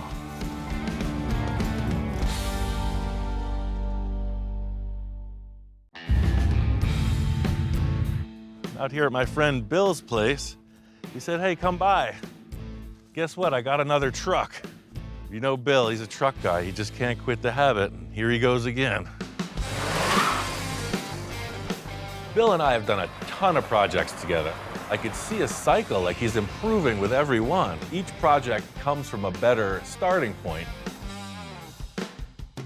He usually manages to get his hands on some interesting stuff, and this truck's no different. Wow. It's even got that old truck smell. That's a unique rust pattern. Usually it's down in here. Usually you see all this gone. It says 61,000 miles on it. I might just believe that. Look at that, never hit, never painted, never known nothing. In a quest to live my life by the true metaphors of the universe, I will not judge a book by its cover, but I will give it a thorough once-over and then cast my judgment. This is like, yeah, barn find potential. Yeah, and in the rear, it's more of the same, just good, wholesome truck. In this day and age, to walk up on a vehicle that is in the unmolested, unchanged status, it's pretty unique. Hello, sir. Mr. Russell, my favorite fabricator. Wait, you mean there's others? No, I just have you. That's all I need. Okay, cool. This is quite a charmer, huh? Well, talk about a barn find. One family owned Huh. since '62. Wow. A friend of mine found it, and I went to look at it and just had to have it. Yeah, I could see why. I mean, it's in great shape. They started messing with the top and didn't prime it, didn't do anything, and of course, So they actually did cut that open. I guess. Okay, because I was like, this doesn't add up. It doesn't look like your typical rust. Seeing the rust damage on this, it's really impossible to know what's going on under the surface. The openings in this one are curious to me. Anybody that knows rust knows that this is just the tip of the iceberg. everything seems to work. 3-speed with an overdrive. Nice. Most people looked at the roof and said, boy, that's bad. I looked at the roof and said, where's Ian? You know a guy with a welder, don't you? Yeah. Remember that old commercial, Mikey Likes It? Well, this is sort of like that, but it's Ian can fix it. It's never a dull day. There is something to be said, like the time machine scenario, right? Because Yeah. it's a real deal 62 Ford. Yeah. I don't know, it just stole my heart when I saw it. I liked everything about it, and so here we are. Yeah, in stock form, these trucks are great. I had a 64. It was a Mercury. It was from Canada. Oh, It was the unibody style, but I mean, just had the V8, had all the stock stuff, and it just drove great. I'm feeling the Survivor vibes on this thing, definitely. I mean, there's something to be said for like retaining the actual, showroom feel, just rolling down the road in a bit of a time capsule. Plus, I know Bill, and sometimes, in fact, most times, it's better to ease him into custom action. interesting, they call this a custom cab. It's a full custom kit. Now, I don't know what that means. When we're done with it, it's going to be a custom cab. Yeah, it needs a little Racel. I like the drip rail. If you could keep that, I'd really. Yeah, I mean, I got some ideas already about that roof skin, but the primary factor is to get in there and stop that rust on the interior panels, because that's starting to get pretty chunky. I'm always excited when you come to work on my projects. I never know exactly where you're going. That makes two of us. One of my favorite things about visiting with Bill is he's always got a rotating stock, and it would not be a trip to Bill's without a quick tour around the neighborhood. What's going on with that? Well, the panel trucks, 46 Chevrolets, both of them, Wow. real projects. Huh. I mean, Need everything. everything. Okay. There's a lot of potential there. No doubt. It That's just, for as sure. you say, it's literally strapped together. Yeah. Fine piece of machinery. There's something about being a car guy where when the opportunity presents itself, how could you say no? That's a 1930 Pontiac. It's all there. It's got wooden spoke wheels. Oh, cool. It's a hot rod disc, kind of like doesn't make sense. Yeah. Yeah. Potential for the museum parade car. Yeah. And what the heck is this thing? Now you're talking my language. One of the guys that works here part-time, Danny, is building that. Even got a motor on it. I mean, nothing says outlaw like a motorcycle with no license plates. Let's run it. I got one word, man. Chingon. Yeah, I mean, these are definite long-term potential, but let's stick to the order at hand. I agree. I'll get some ideas together on that unit down there, and we'll just keep thinking about these. I like it. Yeah. There's a few different ways about going forward on this particular project. Looking back through my mental Rolodex, I remember a friend of mine has something that just might work. It's a 62 F100 four-wheel drive. It originally belonged to a good friend of mine that I was a sailor with. Uh-huh. And we used to drive this thing out in the desert, boondocking, yank the engine out, and I've pretty much been sitting on it ever since. Every truck's got a story, man. I love the bumper. I love the roll bar. Super cool. That's what we're looking for, 100%. Look at that, even comes with extra windshield wiper. We're in business. I guess I should have done some pruning, huh? Door hinges, the door jambs are all perfect. Look at that. And that's the driver's door. Usually they get beat up and worn out. It's been doing more sitting for the last 40 years than operating. Every parts search, I'm always looking for something fairly specific. And this truck doesn't have a lot to offer. It's fairly bare bones, but it's got just what we need. Yeah, we got a lot of rust in our truck up in here and some of the inner panels. This thing, I don't even think it ever got rained on, huh? No rust out in the desert. I'm glad I'm a desert rat. If you're not that attached to it, we could do a little horse trading and It's gonna have a new lease on life. at least parts of it will. The one thing about dumpster diving is it's not as easy as picking something off the shelf. It looks like this rig is missing a critical element. It's got no rear axle. Well, I got my trailer. Maybe we could lift it up and just drive the trailer, right under it. It's always a new page opening, a new story unfolding. Things get kind of crazy in the Wild West. You're gonna have to pull them tires. Got this thing loaded up, heading back down the hill to Mr. Bill's. All right, twin trucks. Love these mirrors. The roof skin is pristine. That's the big deal on this. I didn't realize this is a long bed. That's a short bed. Look at that, I could almost grab this one. Good thing we don't need the bed. Comparing these two side by side, it looks like this one has all the parts for the old cut and paste trick. I really do understand Bill's wish to keep this in like survivor mode. So I'm gonna try to do as minimal cutting into the body as possible. Maybe we'll be able to swap a little parts. Make one better truck out of two. Let's see what happens. I want to get right into it. Cut into old orange, roll the dice, see what the future holds for us. Fortunately, there's enough trust floating around that allows me to proceed as I desire. Yeah, the first step is just like an exploratory cut. I'm gonna try to just make it look like nothing happened. I just want to see how bad the rust is inside.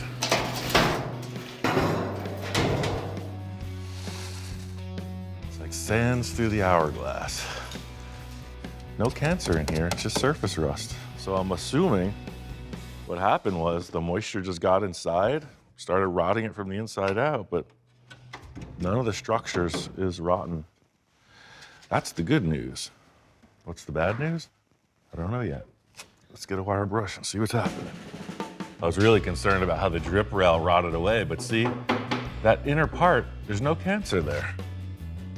With custom vehicles, that's a big point of contention, to use or not the drip rails. This one's gonna look stock, it's gotta have them. It looks like the orange truck's drip rail is out of commission, but fortunately the donor vehicle has everything perfectly intact. California dreaming right there. That doesn't happen on the East Coast. That's good to weld to, and this is much less rusty than I thought. See, Ian, regardless of what you say, even you get lucky sometimes. One of my thoughts was that if it's rotten in here, then it gives me every excuse to chop the top, right? Because, hey, you're gonna cut the pillar anyway. But I think Bill, in his conservative mindset, is going to appreciate this, just like nothing ever happened. Once you get into the 60s model years with the curved glass and it's got different body lines, I feel like they're a bit less in need of a chop top. The earlier ones, they kind of had the baseball cap look, right? Kind of a flat front-ish with a big tall center, and the 60s kind of smoothed it all out. Well, this is one of those unique opportunities when you get to paint stuff that's inside the vehicle, because we got the cap off. So I have this rust converter. This product's called Pour 15. It claims to convert rust into something that won't rust anymore. That's been successful for me. But you can see all this business inside is in darn good shape. While that's drying, let's get started on the slice and dice on this parts truck. I think I'm gonna salvage this windshield first. See if Mr. Bill's got a cutting tool around here.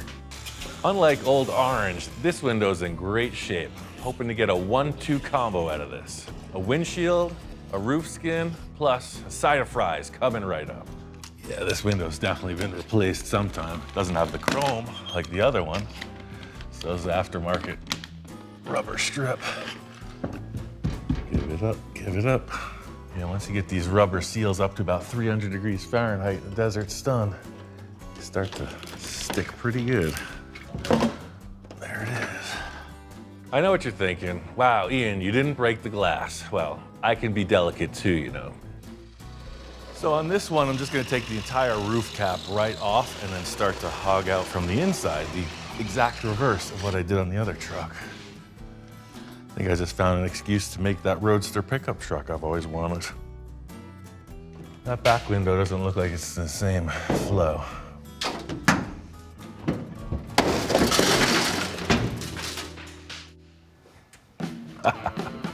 Old habits die hard. What can I say? One farm fresh roof skin. Let's get that truck out of here. Let's take out this ancient artifact. Yeah, look at that, rust free. That is the desert, ladies and gentlemen. I want to leave the drip rail, but remove the structure. So I think I'm gonna take the disc and put it in this way now. Now that the skin's on the table, I can trim away everything I need using my patented surgical precision. So now you have all the structure of the truck intact with this front windshield surround preserved on the other vehicle. As long as those folks at Ford used the same tools to make these two roofs, we're gonna find out. I did all the prepping I could in 2 stations. It's time to put it together and see if it fits. Well, hot dog, if that don't fit like a Ford roof skin should. The two-tone is pretty cool. I wasn't expecting that, but it brings out the bumper, the white and white. Looks like a creamsicle. There's just so much to be said for the factory stamped sheet metal. It fits identical, it fits perfect. And the patina, the color of the paint, actually works great as well. See how this roof has a little clip on it? And then there's still one remaining on the truck. So that's your front alignment right there. Both of these vehicles were prepped out more conservative than the final fit up. So now that the pieces are kind of stacked, just the last bit of trim and nip to make it happen. The process at this point is welding it together and just trying not to burn too much paint off. It's gonna get hot on top for sure, but you know, you're only gonna see the seams around the backside. The front welding is buried in the rain gutter with the sealer that'll go in there. I'm feeling good about this swap. You know, I still got a few tricks up my sleeve to make Old Orange come full circle.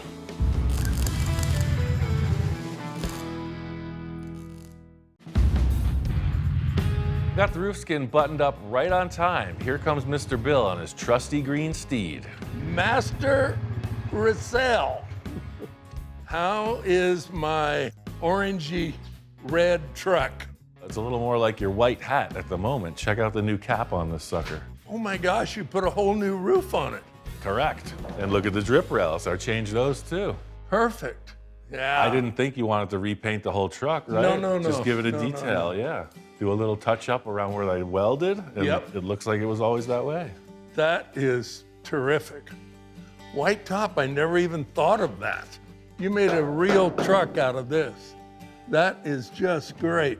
It's good to see Bill excited on the progress. This kind of change is right in line with what he likes. You know, I did major surgery, but it looks like not much went on. When I saw the donor truck parked in my driveway, I thought, wonder what Ian's got in mind. Plots there. So the good news about that truck is it's got a lot of pieces. I noticed your parking brake was broken. It's got all the interior mechanisms for the doors. It's got a brand new windshield in it. So you got a few good things out of that. Oh, that's awesome. We'll pick it apart like a chicken. One thing that was bugging me is the fact that there's no rear bumper, you know? It's like, well, it's got a front, but there's no rear. You know, if it had a trailer hitch or something, it would add up, but it's just blank sheet metal. But I was thinking something a little more classy, a little more style to it, you know? I'm rooting through my own part stash, and I think I might just have one thing to solve this dilemma. It's a pretty generic looking shape, but it's got that interesting rise. It still has the same arch as that. It's just enough to be a bumper. I'm not sure what this came off of. I almost feel like it was on a car sitting like that. Yep. So what are you gonna, just bolt it on and then look at it from this side? You think I got a plan? Come on. Have at it. I really do like the back of the sheet metal on this truck. You put the bumper in at the height of the lower portion of the quarter panel and it just flows right out. With a utility vehicle like a truck, a pickup truck, the bumpers are literally just that. They're for bumping into things, not much style put into it. So trying to make this look a little bit better, the body lines of the truck have so much to offer, I want to minimize the bumper impact. I'll use this line in the truck as a reference and set that side into position and see how far away this line got from that line. And that's how much we'll narrow it. You can see how high-tech this is. I mean, no expense spared in the rigging and jigging in this operation. So we got these brackets in here, and I don't want to mess with that because that's our welding on potential. We're going to narrow it in this vacant area through here.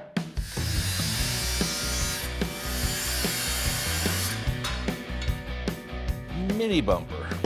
Got this really high-tech straight edge out of Bill's toolbox. Fortunately, this bumper is the same dimension all the way through, but it's important to get it straight when you're aligning it for welding. Such a clean-looking design to bunch it up with welds or any other modifications would take away from it, so it's got to be a seamless mod. This is pretty cool. These bumpers mounted flat up on the panel, and they're going to do the same on this truck. Can't argue with that.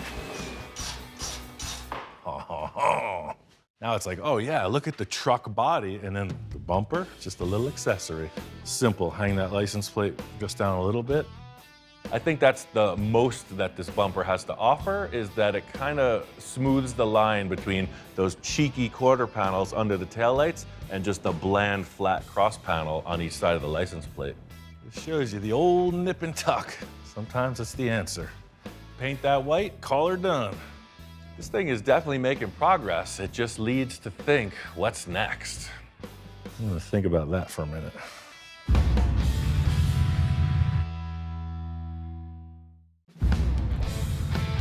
We're out here in Pomona, Fairplex at the first annual Grand National Truck Show. Anything goes, kind of like an open invite. As long as it's a truck, come on down. When my friend first told me about this show, he's like, you gotta be there, man. It's the first time all truck invitational. I was like, truck, yeah, let's go. But the big question is the El Camino a car or a truck? It's still yet undecided. I say this all the time, we are so spoiled in Southern California. I mean, this show starts at the gate, in the parking lot, walking in, all the way through. This thing is unique. I love this bed cover. Who knows what year that's from, 40s, probably. It's steel, super cool. Yeah, the whole thing with coming out here is just to see like what's going on. If I could bring something to the table that would get Bill excited, that's what I'm all about. This guy's one of my favorite fabricators going, Slim. He built some crazy stuff. And this van is like a wheelie popping machine, as evidenced by the giant engine in the back. The Highway Patrol loves to see this stuff on the street, so I'm sure that's why he did it, just to support the local law enforcement. Vans, trucks, you name it. Look at this yellow beast. Look at that face. Wow. 1950. There's something to be said for a vehicle that's as tall or taller than me when it's laid right on the ground. This thing. There's something about the cab overs, you know? It's the ugly duckling turning into a swan scenario, truly. These things are just big utility things, kind of ugly, kind of weird, but lowered down and customized, they are something. Is this your truck? I wish. Oh. I love it. Obviously, this thing's full custom, but the body started off as a 40 Ford cab over. Everything's modified. Super nice. I love how they pulled the rear axle so far back. I know you get this all the time, but Hi. I just want to shake your hand. Cool, man. Good to see you. Is yours? Super nice. Super nice. You're a legend. Thanks, man. Love the rims, too. Look at that. That's a big one. Take your big surfboards to the beach on that one. Trucks like this just really do prove that the survivors, you know, there's a strong love for trucks in general, but when you see one that's pretty much intact and original, it's just like, that's worth showing. Never been painted, never been wrecked. It can't be stressed enough, there's something about the real deal, and that's what a survivor represents. Look at this 1980s fantasy machine. Look at how many shocks this has. I can't even count that high. It's got shock absorbers for the shock absorbers. Hot pink boots. Come on. This is the heartbeat of America right here. Look, it's got a cell phone and a television. This is modern. And this truck has it all. Suspension's crazy modified. It's body dropped.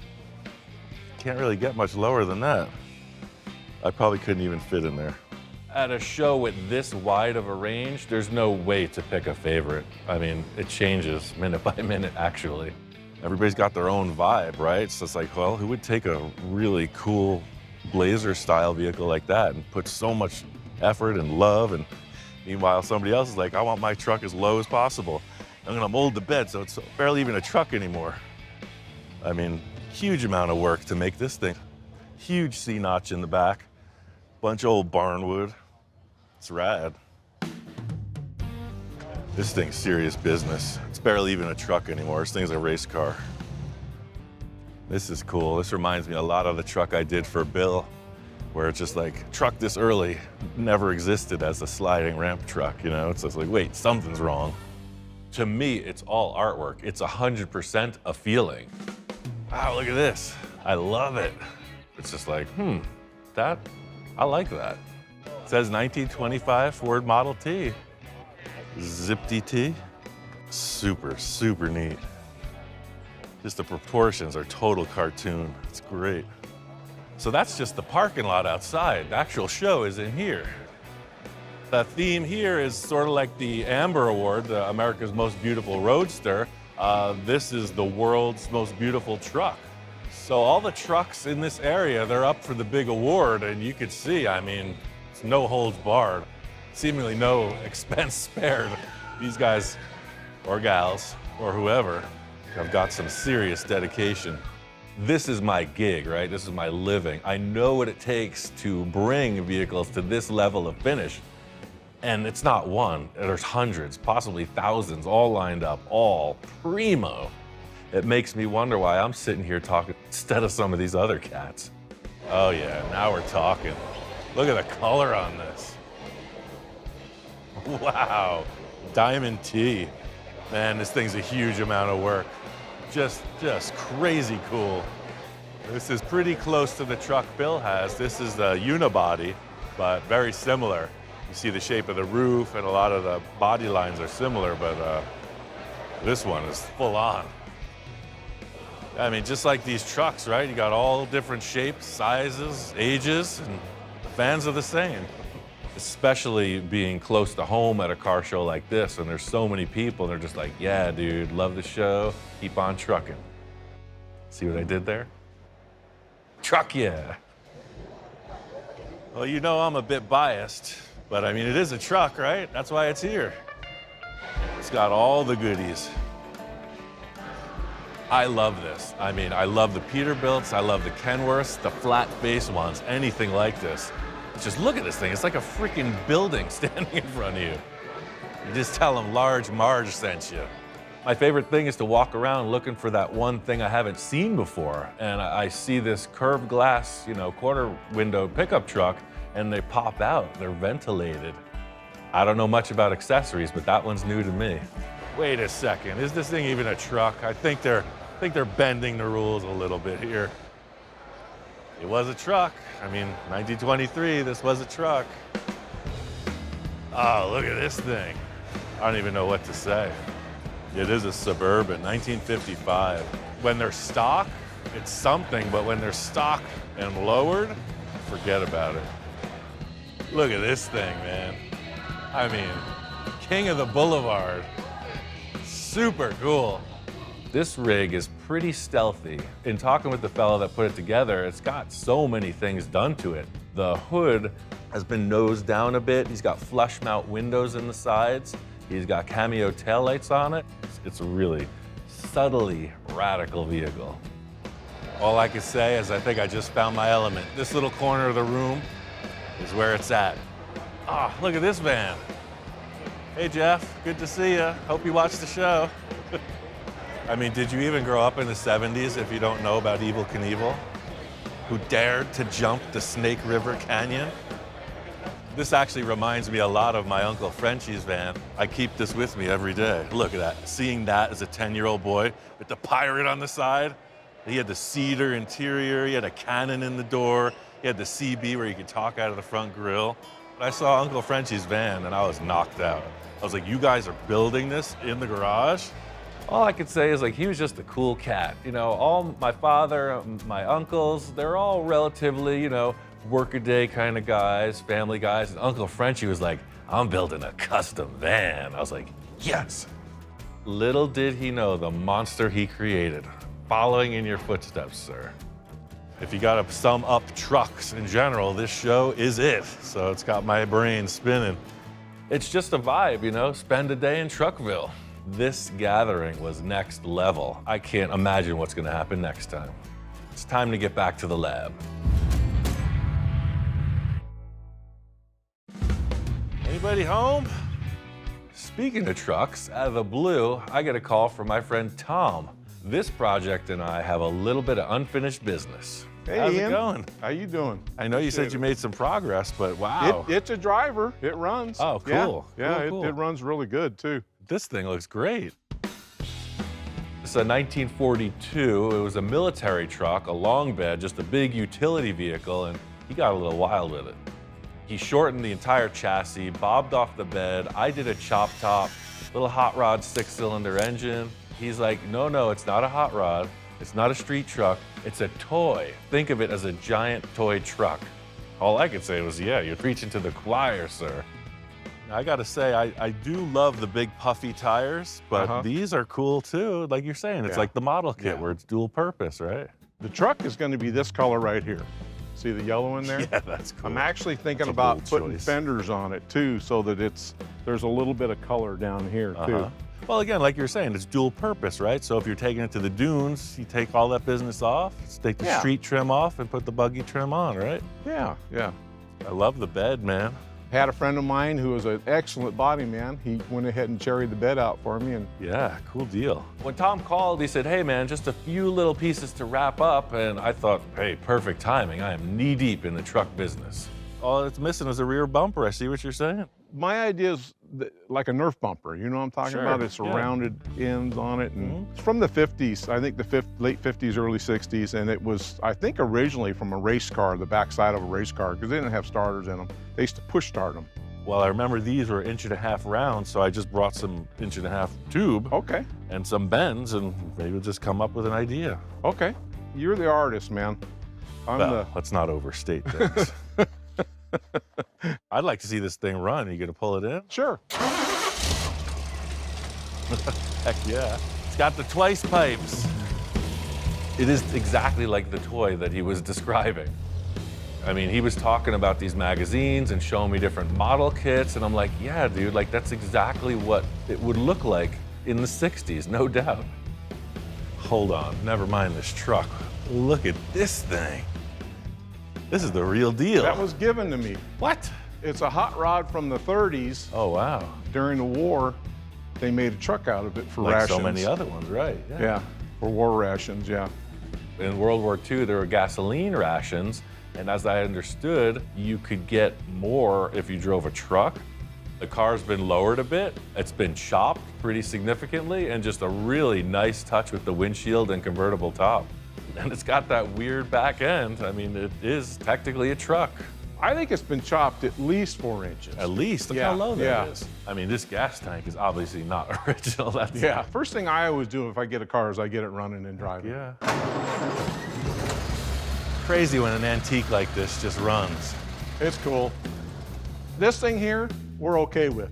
That's the one we need to work on. Yeah, I agree. I brought some tubes. Let me show you the bends I got. This, right? That's just about where you want to be. It really fills out the back of the truck. Right, so this would come in and turn down below the license plate, and then the bottom part would reverse like that. Yeah, just put a little spacer in there, huh? Yeah. Oh, that's cool. That's a great idea, Ian, right there. After laying out a few ideas, it seems like we got a good jumping off point with these large bends. That would look pretty cool, no? No, I like it. No, I like it, yeah. You heard the boss. Commence the building, Captain. That's the first part of it. It's gonna need 2 vertical bars where the chassis grabs this bumper, so if we do that, that'll keep it locked. Not only will the vertical bars support the bumper hoop, they will act as the mount to the chassis. And to my eye, the spacing looks like it can be improved on. So our chassis is as wide as this, right? Yeah. I feel like if we have our uprights this close to the end, it's gonna look funny, but the closer we can bring them into center, it'll look more proportional with our little detail in here, you know? Yeah. You know, we could favor it out to here. How do you feel about that? I'll be honest with you, I have no Are you idea. all right? You're losing me, Ian. Usually you don't lose me, but you lost me. This happens every time, man. See, my mind thinks in obtuse dimensions. My workflow style is purely alone. So I get a good idea in the heat of the moment, I execute it. I guess the flip side of that is not really being able to describe myself that well. No, dude, we're just gonna do this, that, and the other thing. It's gonna be fine, trust me. This bumper's coming out cool. I'm liking it. It's more art than it is function, right? That's what I said, you're an artist, man. Oh yeah, look at that. That It's is not cool. such a big high boy now. Yeah, It yeah. drops it down a little bit. I like it. I like that, yeah. Good answer. The other answer might not. I almost don't want to open it up now. What the heck? Let's hang the plate in there and see what happens. It might be pretty slick if the plate just floated, like it didn't even attach to the bumper, you know? It was off the chassis just sitting there with a cool frame around it. Man, now you're confusing me, Ian. What the heck? Joe Schmo's Raceway, see you on Saturday. And that's kind of why I wanted to start this, because it's like, man, that has such a uniform, you know, feel to it. Would this have like a lot of busy metalwork on it because it's such a simple truck? I don't know. Yeah. This is all part of the creative debacle. I mean, once you change one thing, you sometimes got to change everything. Just like with the back, we made some progress, but in the front, like anything's possible, man. Style-wise, think about it. I mean, we could do another mini tube bumper like that for the front. Could be V'd out, could be a single tube. We could do 15 tubes. Anything can happen. My mind's all over the place now because of that. It is. Honest Ian's Bumper Building Service, here to consult and confuse on the daily.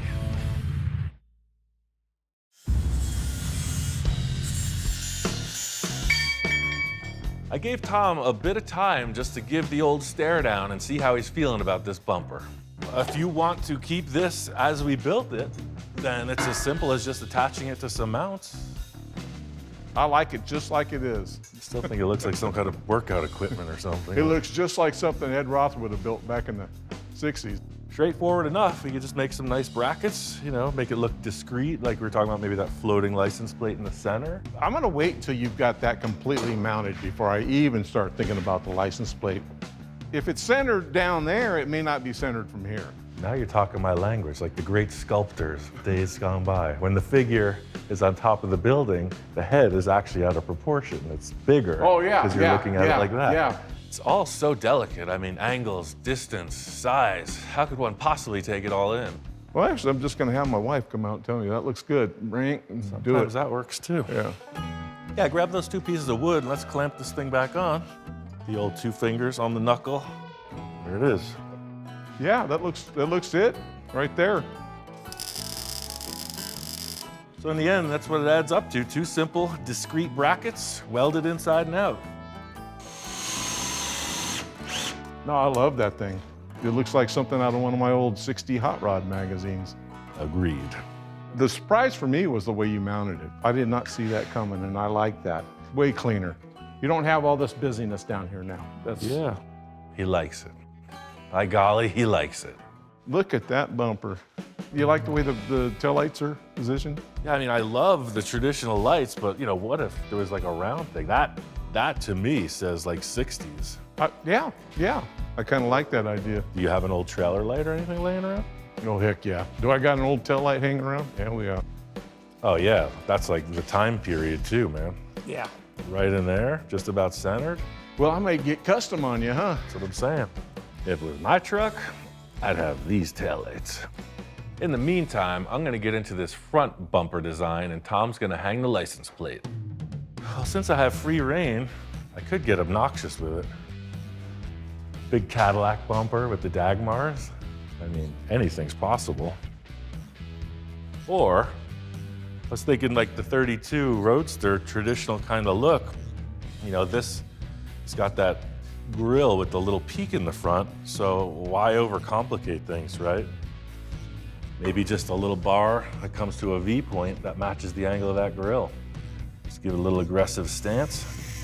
I think in a lot of circumstances, the end result is just being simple. Sometimes less, a lot of times less is more. It's a little trick, that way it's just a hidden nut. Yeah, so it's just welded to a washer, set it in the tube like such. If all my calibrations are correct, this thing might just bolt on. Yeah, man, how about that? I like it. Looks good. Nice and clean, right? Yeah, that's usually the best way. Yeah, see, once you got that grill on, right? Boom, then you got that whole V shape really represented. Nothing like seeing a project in motion, especially at a distance, you know, you really get to take it all in.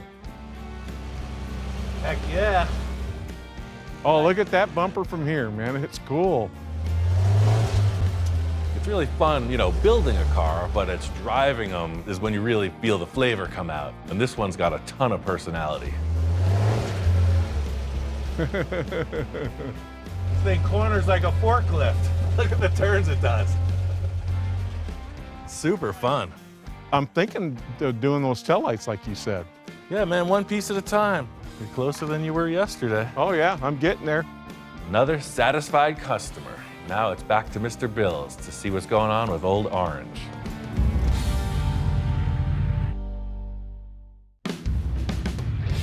Back out here at Bill's Ranch, and he says the truck is ready to rock. Well, there's your pickup. Had my guys do a little work on it. Yeah. Doesn't it look great? I love how they treated the paint. Yeah, my full guy does a good job. Yeah, no kidding. Look at that roof. It's like it was never even changed. Yep, the roof is perfect. Cool job. It was really interesting to me how they kind of faux finished the front and rear bumpers to match the roof cap. Pretty slick stuff. Because when you open the door, it's like the dashboard and the top, they make a statement together. Yep.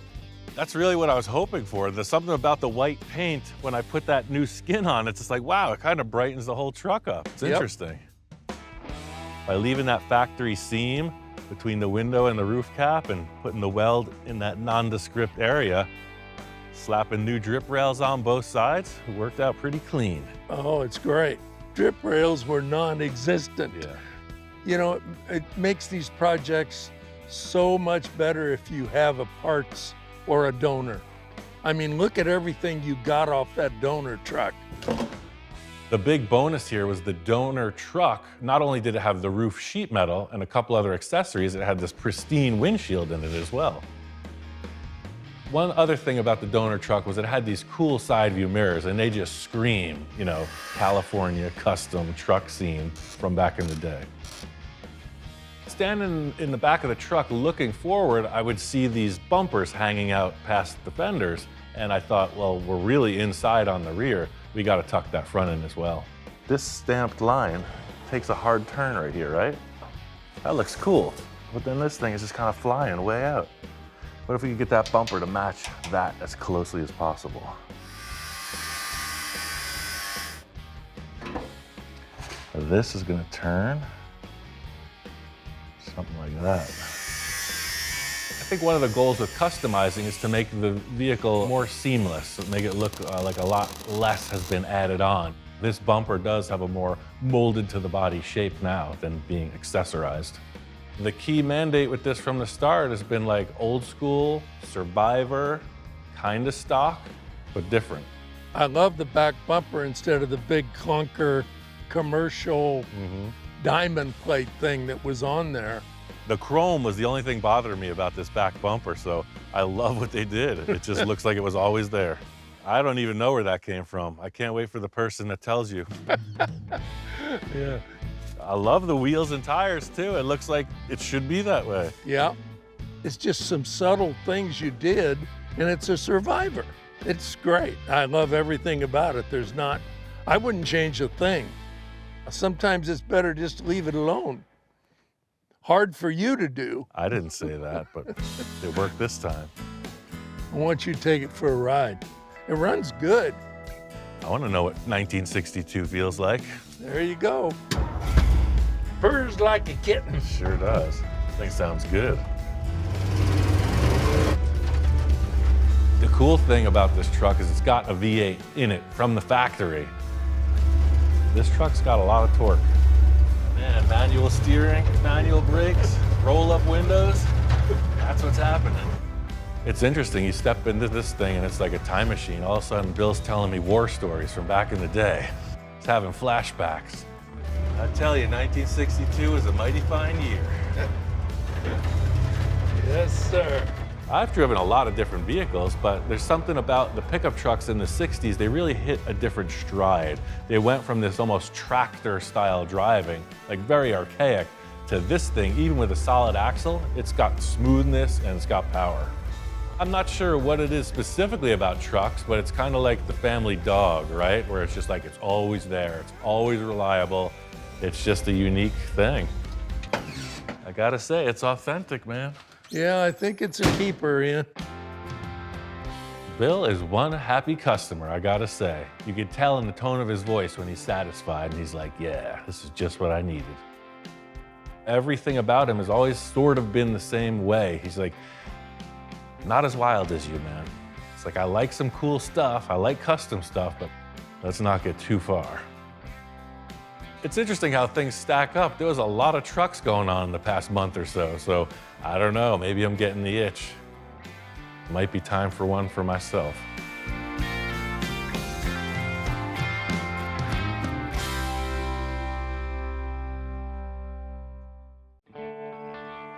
Temps in the high 90s, the breeze is just right. There's many ways to start a new project. You got a lot of considerations, a lot of thoughts. But you know, out here in the desert, I feel like all you really need is a couple good car parts and a dream. If you know me, you know I got parts laying around. It's just a matter of time till I start seeing configurations and possibilities. I gotta say, this is a pretty non-traditional horse ranch we got, so why not build a non-traditional roadster? It's a fiberglass body. It's already non-traditional, right? In my eyes, anything goes. I'm thinking about a hot rod roadster for the desert. I found some of just the right stuff. The rest is to be determined.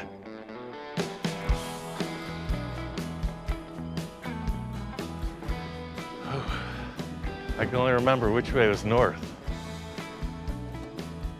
My shop's around here somewhere. All this wandering around the desert can really wear a guy out. As you can see, I am in need of some transportation. Water. Water. Got a little body, got a little chassis, and I got an engine. This fine piece of Americana. Some folks say it's a 360, some folks say it's a 390. Universal agreement is it's a Ford FE engine from 1975. What do I know? It had some cool valve covers, so I bought it. What can I say? I like sparkly things. I mean, big old valve covers, sold. Next on the list of parts is this gem. 1991 Ford Ranger chassis, two-wheel drive. It's got this twin I-beam front suspension, really strong. They make awesome pre-runners. The rear suspension is soft. They ride great out in the Wild West. The 3 Fs, Ford, Ford, and Ford. This isn't my first foray into building a desert-inspired vehicle. I made Mr. T, which came out really cool. I built my wife Jamie this awesome dune buggy, and then of course, the Interceptor. It's something I've learned living out here. You need a vehicle that can take the bumps, they can get dirty, and keep on ticking. I mean, they all turned out really good, but this time I'm looking for something a little more purpose-built, but still with that funky style. Like most of my great ideas, it's not as easy as just putting together a puzzle. Body's definitely not designed to fit this chassis, and for me, of course, it's all about the look. Like, the wheelbase is radically different. I mean, this is a pretty noodly looking chassis here. It's all over the place. I mean, look at this roller coaster effect. I don't know where they came up with that or why. When you look at the Model A or T, it looks like a ladder. That doesn't bother me. I'm gonna put this body on, start making adjustments. That's the essence of hot rodding, right? Just do what you can with the stuff you got lying around. Well, the chassis is not too wide. Look how the wheel arch is so far away from where the tire is. Problem number 1. It looks like the body's got to be sitting somewhere in that orientation. The wheelbase looks extremely long as well. You can see how much the chassis is hanging out of the back end of this rig. One of my main challenges at this point is to not cut the chassis. I don't want to disrupt the geometry of the way this thing was built from the factory. I gotta find a way to make it look good in stock form. Well, we know the body don't fit. Let's see how bad the engine mashup is. This truck would have a V6 or a 4-cylinder in it, and I'm stuffing a big old Ford engine in it. That's all about the mock-up stage, right? Just keeping an open mind. We're just kind of stacking parts as usual. So the stock engine would want to fit here, where this little cross member is. What if we took the engine, moved it rearward, and dropped it down so that it would be straddling that cross member back to the firewall, like it should be in a roadster. And then you got the look of the hot rod with the tires out front, no? Not looking at the chassis, I'm just looking at this. Body and the engine have to look good together. I'm not looking at the front of the chassis or the rear of the chassis. It looks good. You might be wondering, Ian, are you suffering from heat exhaustion? Do you need glasses?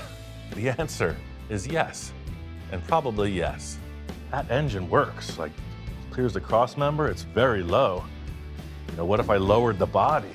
What if I notched it to kind of fit up with the engine again for that hot rod look? Ooh, that's looking better. You know, that don't look half bad. Puts a little rake in the body too. I was originally thinking I was gonna, oh man, I'm gonna drop that body right down over the chassis, but right away I'm thinking about hot rodding, right? So I'm like, oh yeah, channel the body over the chassis, get that ultimate look. But upon further investigation, maybe that's not the best idea. So right now, this is like the Flintstone special. The unfortunate aspect of channeling it is as the body comes down, the floor seemingly rises up, less interior room. Feels like you're in the car. If I'm sitting 10 inches higher, then all of a sudden you're out of the car. This is actually a running theme through pretty much every one of my projects. Shrink it down, it looks so cool, the tires look massive next to it, and then you put this big carcass in there and everything changes. I have to fit in it one way or another, and that's a pretty big task. I gotta try to fit my big fat task in this car. Being that this is an off-road desert car, I definitely wanna have some kind of canopy over me, and a roll cage is a great place to put that sunshade, so roll cage is a definite. But I'm thinking, what if I left the body up in the back and raked it even more in the front? Like, what if I took some off of the nose of this thing and just dropped it down? What if it sat on the car like that, but lower?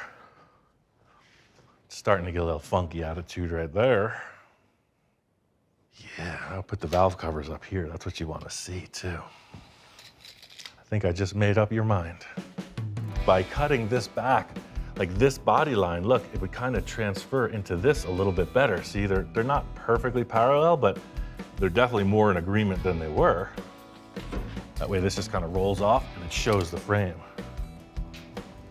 I'll throw the dice, commit, and cut. Ooh. Maybe we drop the engine a little. I love the valve covers being up like that. This makes the engine look so much more pronounced. This is what I was hoping for, you know, just one quick move and that sets the whole project in motion. The last thing I had was this cool grill. You know what I'm saying? Something in this area, I don't know.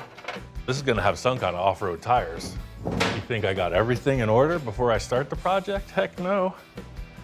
This is just the mock-up phase. We're on our way. All that's left to do is everything. Typical business at Rancho Russello. What this thing needs next is a little TLC, a little tender loving cutting. Got some ideas. We've got our initial mock-up in place. Now it's time to bring some envisioning to life, my favorite pastime. This is where I want the body to land for here, ever after. I'm really not happy with seeing this trailer hitch and all this cross member stuff. I'm gonna put a roll cage in it, but firstly, I wanna get rid of this rear cross member and replace it with a round tube. It'll look a little bit more race truck. The whole idea here is to make it appear like with a hot rod, you know, pretty much the tires are the main statement, not a bunch of extra stuff. You know, a truck would have bumpers, a tow hitch, none of that on this rig. Chassis rails are gonna stay because they're supporting the leaf spring perches. I'm gonna make the tube frame first and then cut all this out. For this part of the project and the rest of all the tubing fabrication, I'm using 1.5" with 1/8" inch wall, round tube. Probably not the stoutest choice for a serious off-road machine, but for this desert cruiser, it'll be perfect. The thing about off-road vehicles is like the functionality, these tube structures, that's the aesthetic. These things get tricked out. Some look super techy and some are more artsy. Mine would be more artsy, still looking techy.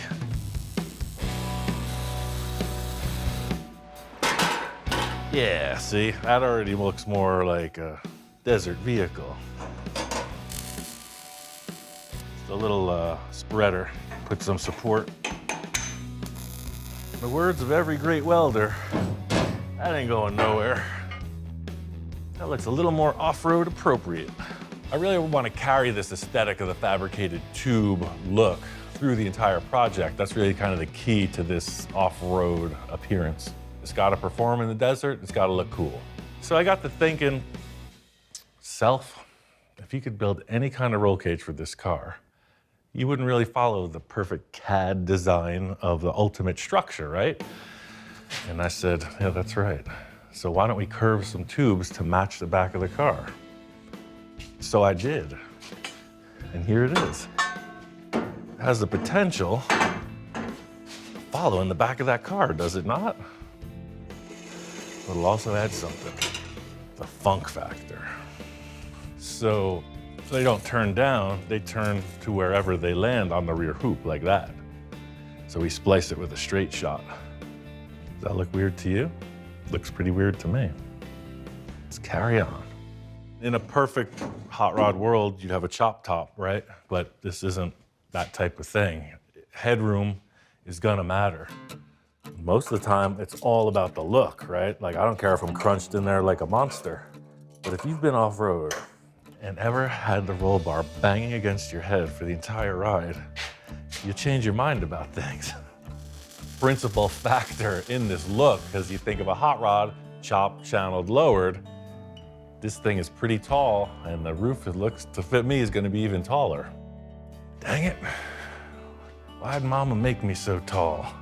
Can't even build a cool dune buggy. I mean, that's fun buggy style for sure, but I don't know. That looks really tall. The real challenge here is to have a true roll cage, it's gotta protect your neck. And if it doesn't, then what is it?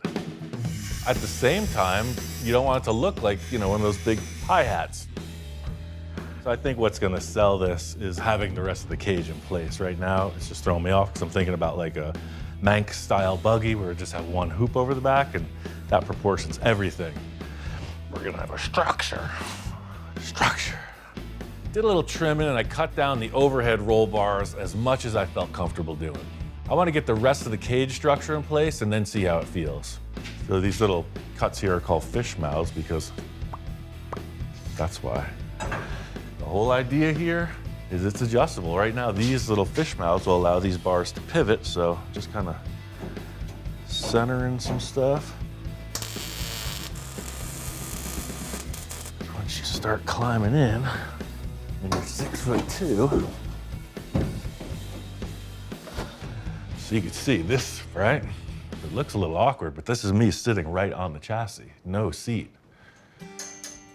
So what might help put it in proportion more, so maybe it doesn't look like it just has a big box stuck on top, is the rear bars. That's sort of what I was seeing back here.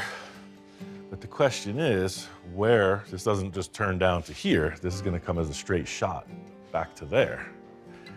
This is where the old duct tape helping hand comes in. So see, that's gonna hit there.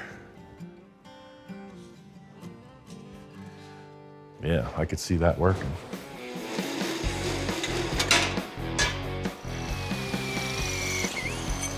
I'll plug weld outside of this join, and then it'll have this big, strong center. Very strong.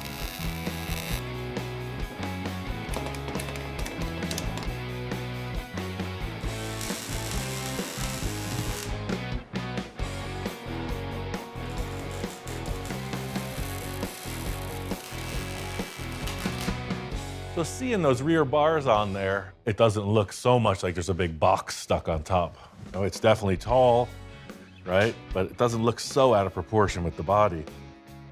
You know, I want to cut the front of this off and then decide what the tubes do going back to the cage. But the steering box is going to be the limiting factor because it's ahead of this cross member. So you could see, got a big old steering box sticking out ahead of the thing. I guess I'll just keep it at that. I'll cut right to that box. Just like the back of the chassis stuck out so far, the front of this chassis is going to stick out as well. Sometimes limitations are a good thing. You know, we can all just dream of idyllic situations, but occasionally, you gotta work with what you got. But I think maybe a curve in the nose section, instead of coming down to a hard taper like that. I'm thinking maybe it'll have like a bend, you know, it'll just curve up and forward. Because I'm trying to make the front of the chassis look as minimal as possible. Yeah, so see, I was seeing something like that as the front of the chassis instead. And maybe I could pull that back to say here. And it gets that hard edge off the front of the chassis. That steering box is definitely a permanent install. We're gonna work around it. Oh yeah. Looks like a hood line now, albeit a long hood. At least it has some kind of a flow. Before I get the front part of the cage welded, I want to get the engine in. The positioning of the engine is pretty critical. This is what I was really trying to show off. Get that, I mean, these valve covers, they're not gonna be yellow in the end, obviously, but it lets me express my enthusiasm.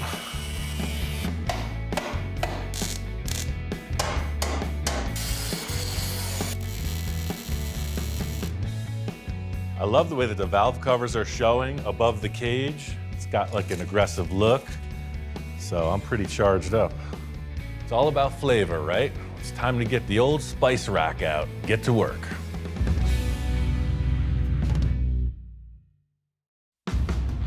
Just getting these tubes in place is really helping me with the proportion. You know, the roof height was a real problem for me, but now seeing this long stretched out front, you know, gives the tube chassis a little more proportion, I think.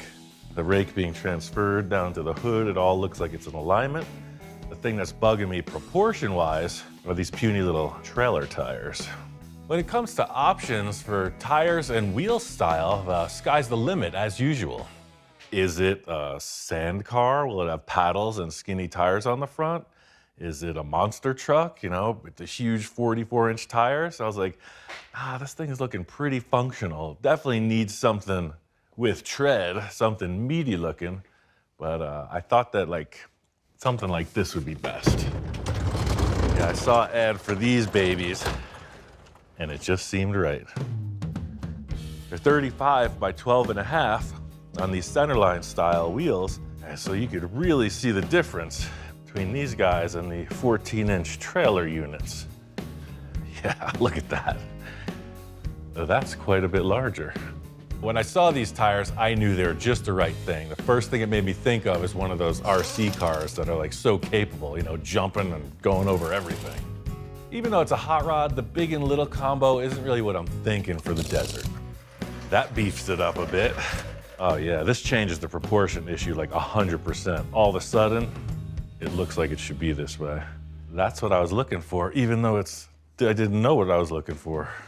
I love the discovery process of these builds. You know, you just get apart, move forward, make a couple decisions, find some more stuff, carry on. And that's always been a real kick for me. Source what you got. Got an old pickup truck engine, newer pickup truck chassis. This is the most expensive part of the build, the steel tubes. My approach is always parts first, ideas second. The parts lead to the ideas. It's like looking in front of you at a buffet. But I do want something coming across. Right now, the steering box is the front bumper, and that's not a good thing. So I'm gonna at least want a couple tubes to protect that. Set this down here. Boom, steering box is out the way. I'll just come in with another one. I just set back just a little bit, give it a little motion. Yeah, but that grill is definitely too tall. I like it sitting there.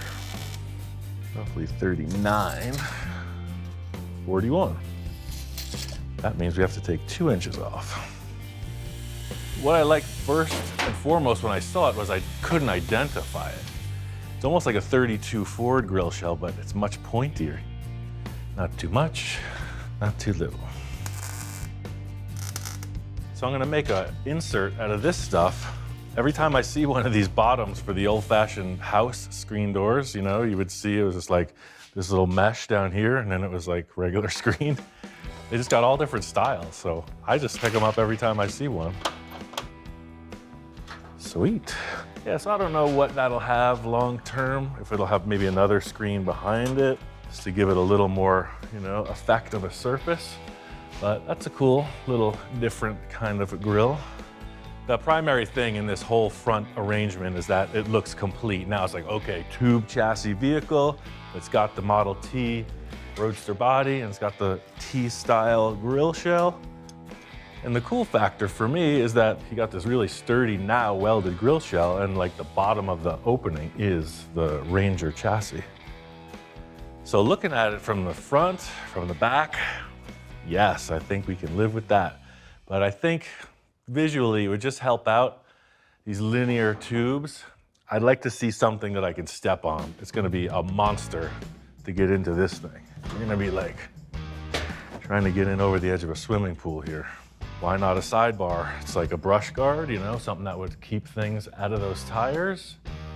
See, now you got these tubes and they're all tubing around, doing tube things. Sometimes, as they say, you gotta just keep tubing until the tubing's done. So yeah, this little sidebar action, you know, it looks tubular like the rest of it, but more so it's a step, right? So you're just getting into the cockpit. So it's gonna be easy. Getting the rest of the cage in place, all of a sudden the proportions seem to work. We're off to the races. At this point in the project, there's only 3 words for this. Yabba dabba do. It's gonna be awesome. Now that we have our structure structuralized, it's time to get some mechanics in place so we can get this buggy down the trail. The next 2 necessities for this thing to operate are fuel and a radiator. I picked this guy up online, and I had this left over from another project, which is perfect. This cooled a big block Chevy engine, no problem. So I've made a shroud with a big electric fan that operates just fine with this radiator. So it's basically brand new, but repurposed. I know I'm gonna put the gas tank down here underneath. So this bar is gonna come across here to support the tank. And I'm gonna have to notch into the body a little bit. All right, I'll give that up, right? You see those race cars with like the parachute on the back, it's a little box on the back of the car? Fine, I got a box on the back of the car. The second thing, where does the radiator go back here? I've seen buggies, trucks, where they'll mount them on this bar here, kind of angled. Ultimately, it comes down to the look. I don't want a big aluminum panel up here with a fan showing. There's gonna be airflow right through here. So I was thinking about getting this radiator mounted somewhere in the body with some sort of duct or something. First thing I want to do is just get this gas tank in. Bottom line here is it comes down to function, right? It's got to look good and it's got to work. But primarily for me, it's got to look good. Yeah, it gives it a little bit of that junk in the trunk look. I like it. It works good. The next thing is that radiator. That's where the plot thickens.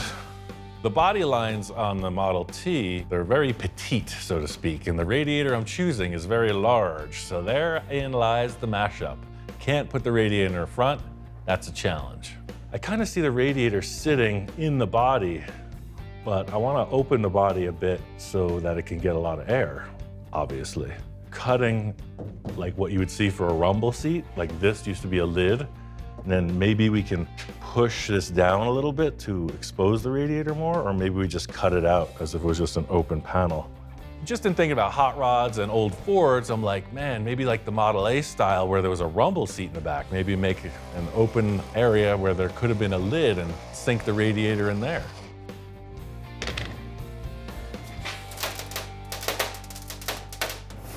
Yeah, look at that. the sound of success. Right? Now, does that not look like a port of cooling air potential? I like it already. So what I was thinking is if I could get this thing in the body, you wouldn't have to see a heck of a lot of it. Aesthetically, sticking up, not so good. So if I trim out some of this material, I'm able to lay that back. The surface area is still there, it's just reclined, kind of like what you'll see like in the front of a Corvette. In my world, everything's up for the slice and dice. I mean, if the radiator doesn't fit, all we have is a giant hole in the back of the car. So that fiberglass was so flexible, I just shored it up with this piece of steel so that I could push that down and tack that flap down. Yeah, that's getting close. So you see now that radiator is just direct, right to the atmosphere.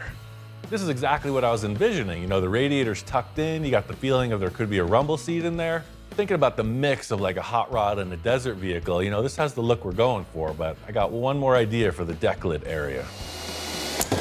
So let's see if we were to do another one, and at about that distance, I think. This is just something I've seen in race cars to lighten them, etc. But I'm like, I need some airflow. It'll help come down into the radiator and out the back of the car. So it kind of looks more racy and it works to move the air. Heck yeah, that's looking more like it now. The old Swiss cheese effect. I gotta say, I'm pretty relieved. It's a pretty unorthodox approach, but I think it's gonna work. So for the next thing, aesthetics-wise and function-wise, of course, is the intake and the exhaust, you know, like how's it breathe? That's always a huge part of the character of a machine as well. And I got a couple ideas. Something old, something new.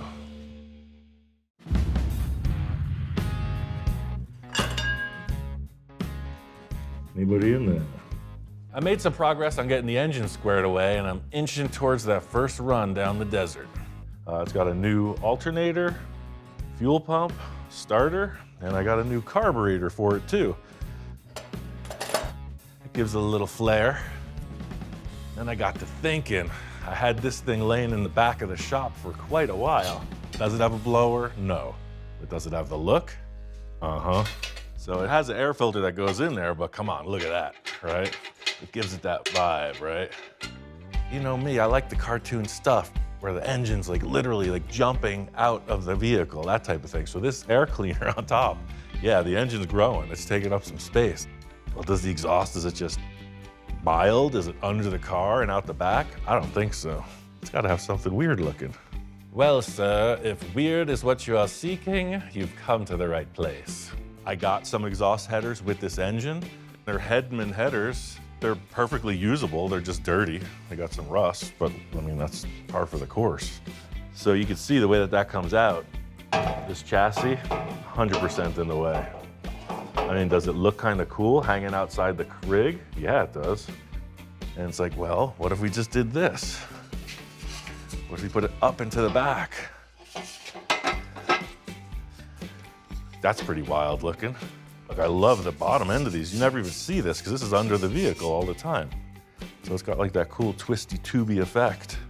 Yeah, I think I want to get a couple bolts and just put these on, see how they look. Yeah, I mean, who knows?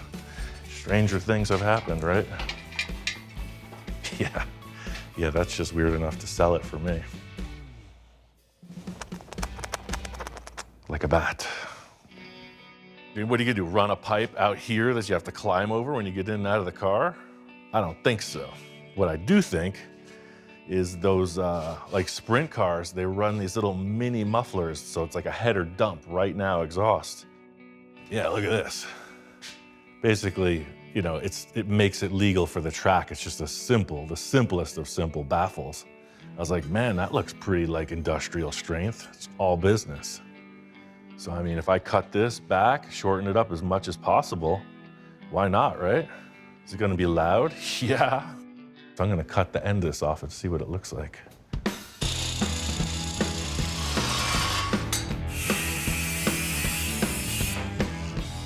I'll weld that right on.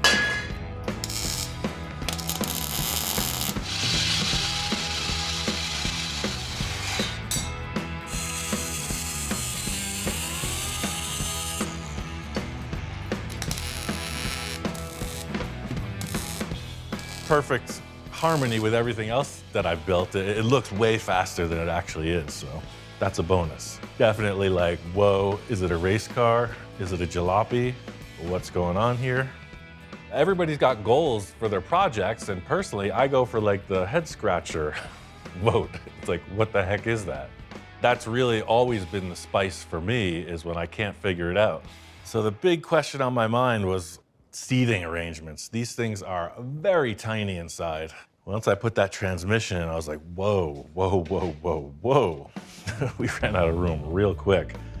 By putting these bars in, I snugged up the interior space by a good 6 inches as well.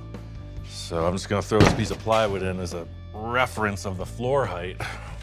I was over at my buddy Tom's house, and he's like, dude, come over, I got the seats for your hot rod, check them out. So I did, I checked them out. Ford Econoline van seats. I love the green and black two-tone. This curved bottom, it's super cool. I chucked it in the car. Look at that, is that not perfection? The height, the colors, the stitching, the fact that it's Ford, everything on this is Ford, it's awesome. I mean, yes, yes, and yes. But there was one thing I wasn't considering, and that's this. Look what happens when you put this in that.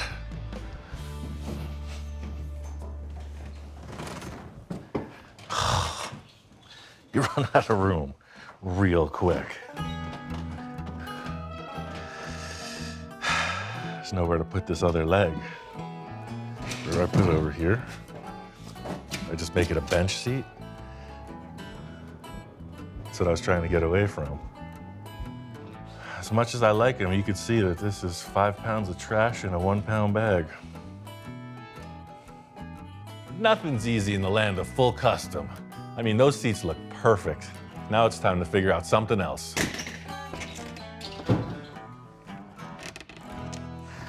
See, by sitting down lower, you got some room. Get into some terrain, and it'll take a lot to beat your head. But you can see the roof doesn't actually look that tall now once you got a big giant monster in the car. What I learned from that other seat fit up is I need to keep this seat as low and compact as possible. I mean, what if it was just right here, center steer? Shifter right here, I could bend it over to this side. Then there's tons of room. Accelerator on the right, steering wheel, front row center. Some folks might think having a single seater might get a little lonely, but that's not the case. I mean, my wife Jamie has her own dune buggy, and that's the whole spice of life, the game of chase. I think I just solved my own problem. I really didn't have any other option. There was no room, so it's just me. I cut a whole bunch of these 1/8 inch plate tabs, and I'm welding them into the roll cage because that's going to support the seat back, the new seat back that'll fit me. Maximum interior space. So yeah, I think something like this, but I'm gonna have to build up a bottom for this. So I'm gonna use this as the dimension right here.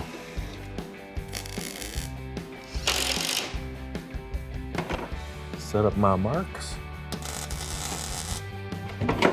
So see this angle here? Just locks it in, locks it to the back. It ain't going nowhere. It's not gonna have any formal floors. It's just a screen. I got this expanded mesh. So yeah, I'm just gonna make a couple templates, cut it out for the floor pans.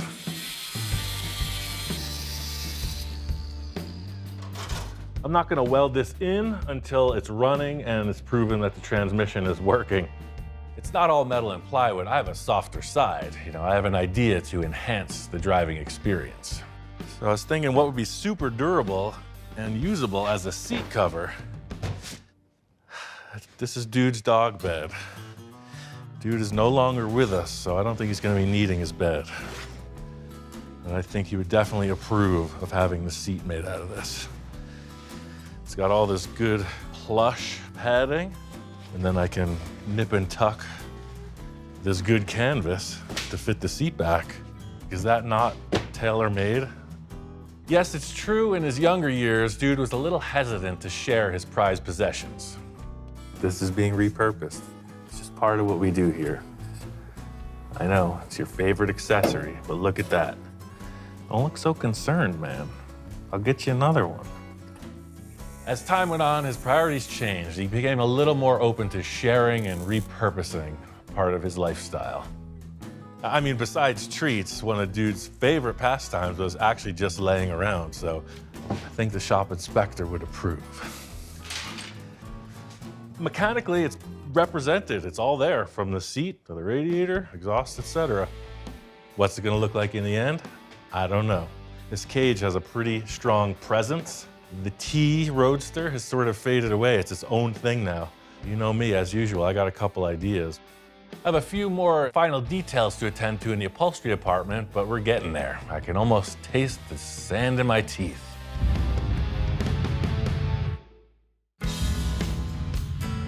I just did a quick scuff with Scotch-Brite and just flat black and the whole thing. Fuel cell, chassis, engine. The headers are coated with a high heat. I think it's starting to look a little bit better. We're at the critical point. Got all the busy work attended to. Now we got a blank canvas. What's next? I'm not one of the great painters in the world for sure, but I've done some stuff. My style is basically simple, so I'm gonna keep this with a spray can finish. Well, is it racing inspired? Is it cartoon inspired? I think so. I think I want to bring a little bit of Roadster hot rod back into the equation. Me looking at it, the big statement right now is the exhaust, right? Some effect's got to be represented coming out of that. You see it a lot in hot rodding. Flames. So that's why I'm not going to do them. Just thinking out loud, I'm just wondering what other natural elements we could incorporate to really make this project speak out. I'm talking about something heavenly, something from above. Greased lightning. Maybe that. The funny story is the greased lightning thing has been brought up before on that Ford project, but guy just wasn't going for it. So, I mean, come on, it's an iconic sort of hot rodding scene in that movie. I think it was a 41 Ford, the white car with that silver kind of lightning bolt thing on the side. Super gaudy, like one of the worst paint jobs ever, I think. That's why it deserves some recognition. You might be wondering, Ian, why are you looking for inspiration from something you just called the worst paint job ever? One thing can be said, it's stuck in my head all these years. It might just be right for this project. Maybe take the flow from the exhaust, from the cowl and the exhaust height, and just kind of drape it down, you know, sort of centering at the tire, and then maybe coming back up. But I'm talking about just like Zorro hit it with a lightning bolt, just all over. I think the parallel I'm drawing with this style of artwork is the way that I'm building this project. It is just a rudimentary mashup of parts. So yeah, this little weird blast of artwork on the side kind of fits. Just trying to represent the negative space in here of what the image will be. So see, it's in here that's getting painted.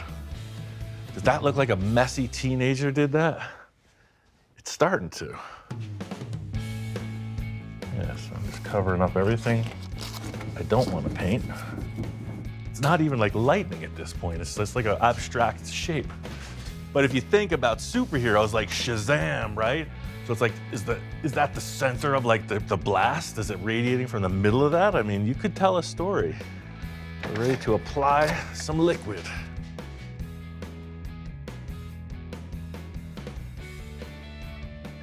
Not a man of indecision. Once you give it the double take to certify, what else is there? It's about as low tech as it gets. So this is called stainless steel, this color. This isn't gonna be just a simple, one-shot deal on the layout. So I'm leaving the rest of the car masked and I'm just pulling back against that negative shape of the design. Guy in his garage. Can of spray paint and a dream. That's weird. That's weird enough to be a keeper.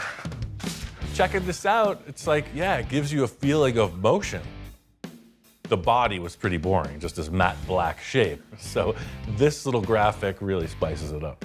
What I'm thinking is a border on the silver. Gives it a nice little frame surrounding that. I have a plethora of options here. I've got some pink, got some blue, and I could go wild with it. Look at that pearl. I don't know, that could really take it over the top, huh? I got options, I got spray cans. We'll see what develops. I mean, anything can happen. And then we ride.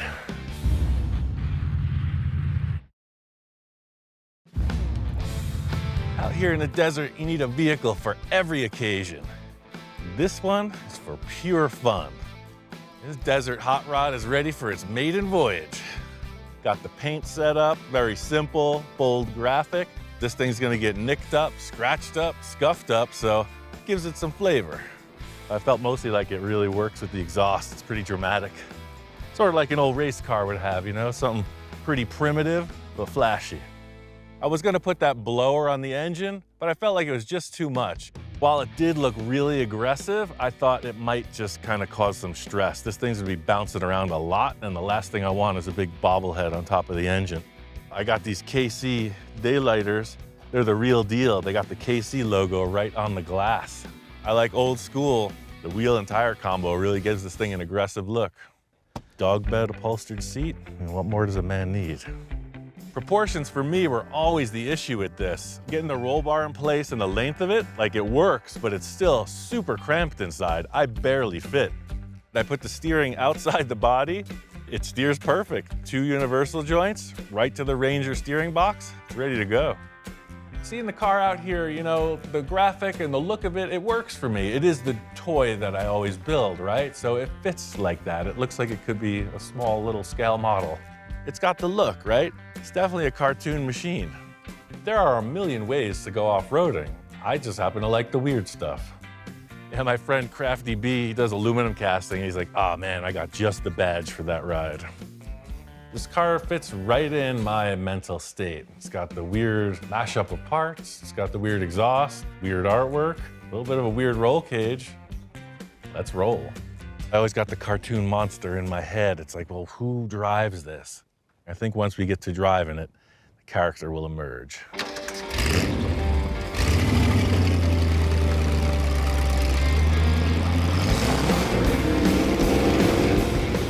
This rig is perfect for this environment. You know, it was built exactly for this terrain.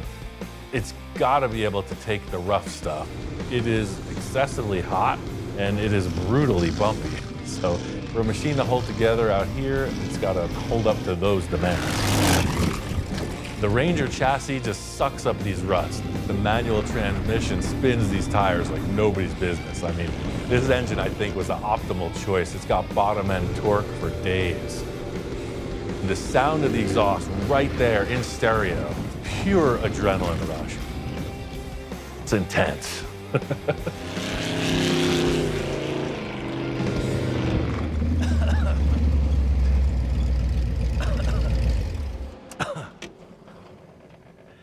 I mean, how much more fun than that do you need? I call that a success. Feels good. It's exactly what I needed to ride around in out here. I don't know, something just struck me. I think I might have met my soulmate. This is how it's meant to look. That's why I didn't want to get crazy with the paint job. It's supposed to look dirty and desertified. I mean, dude would definitely appreciate this. Even after being out here for the whole shakedown run, this project still doesn't have a name. Definitely has something to do with dirt. I'll give it that. I gotta say, I need some chapstick and an ice-cold adult beverage after all that. What a day. It's time to have a little more fun.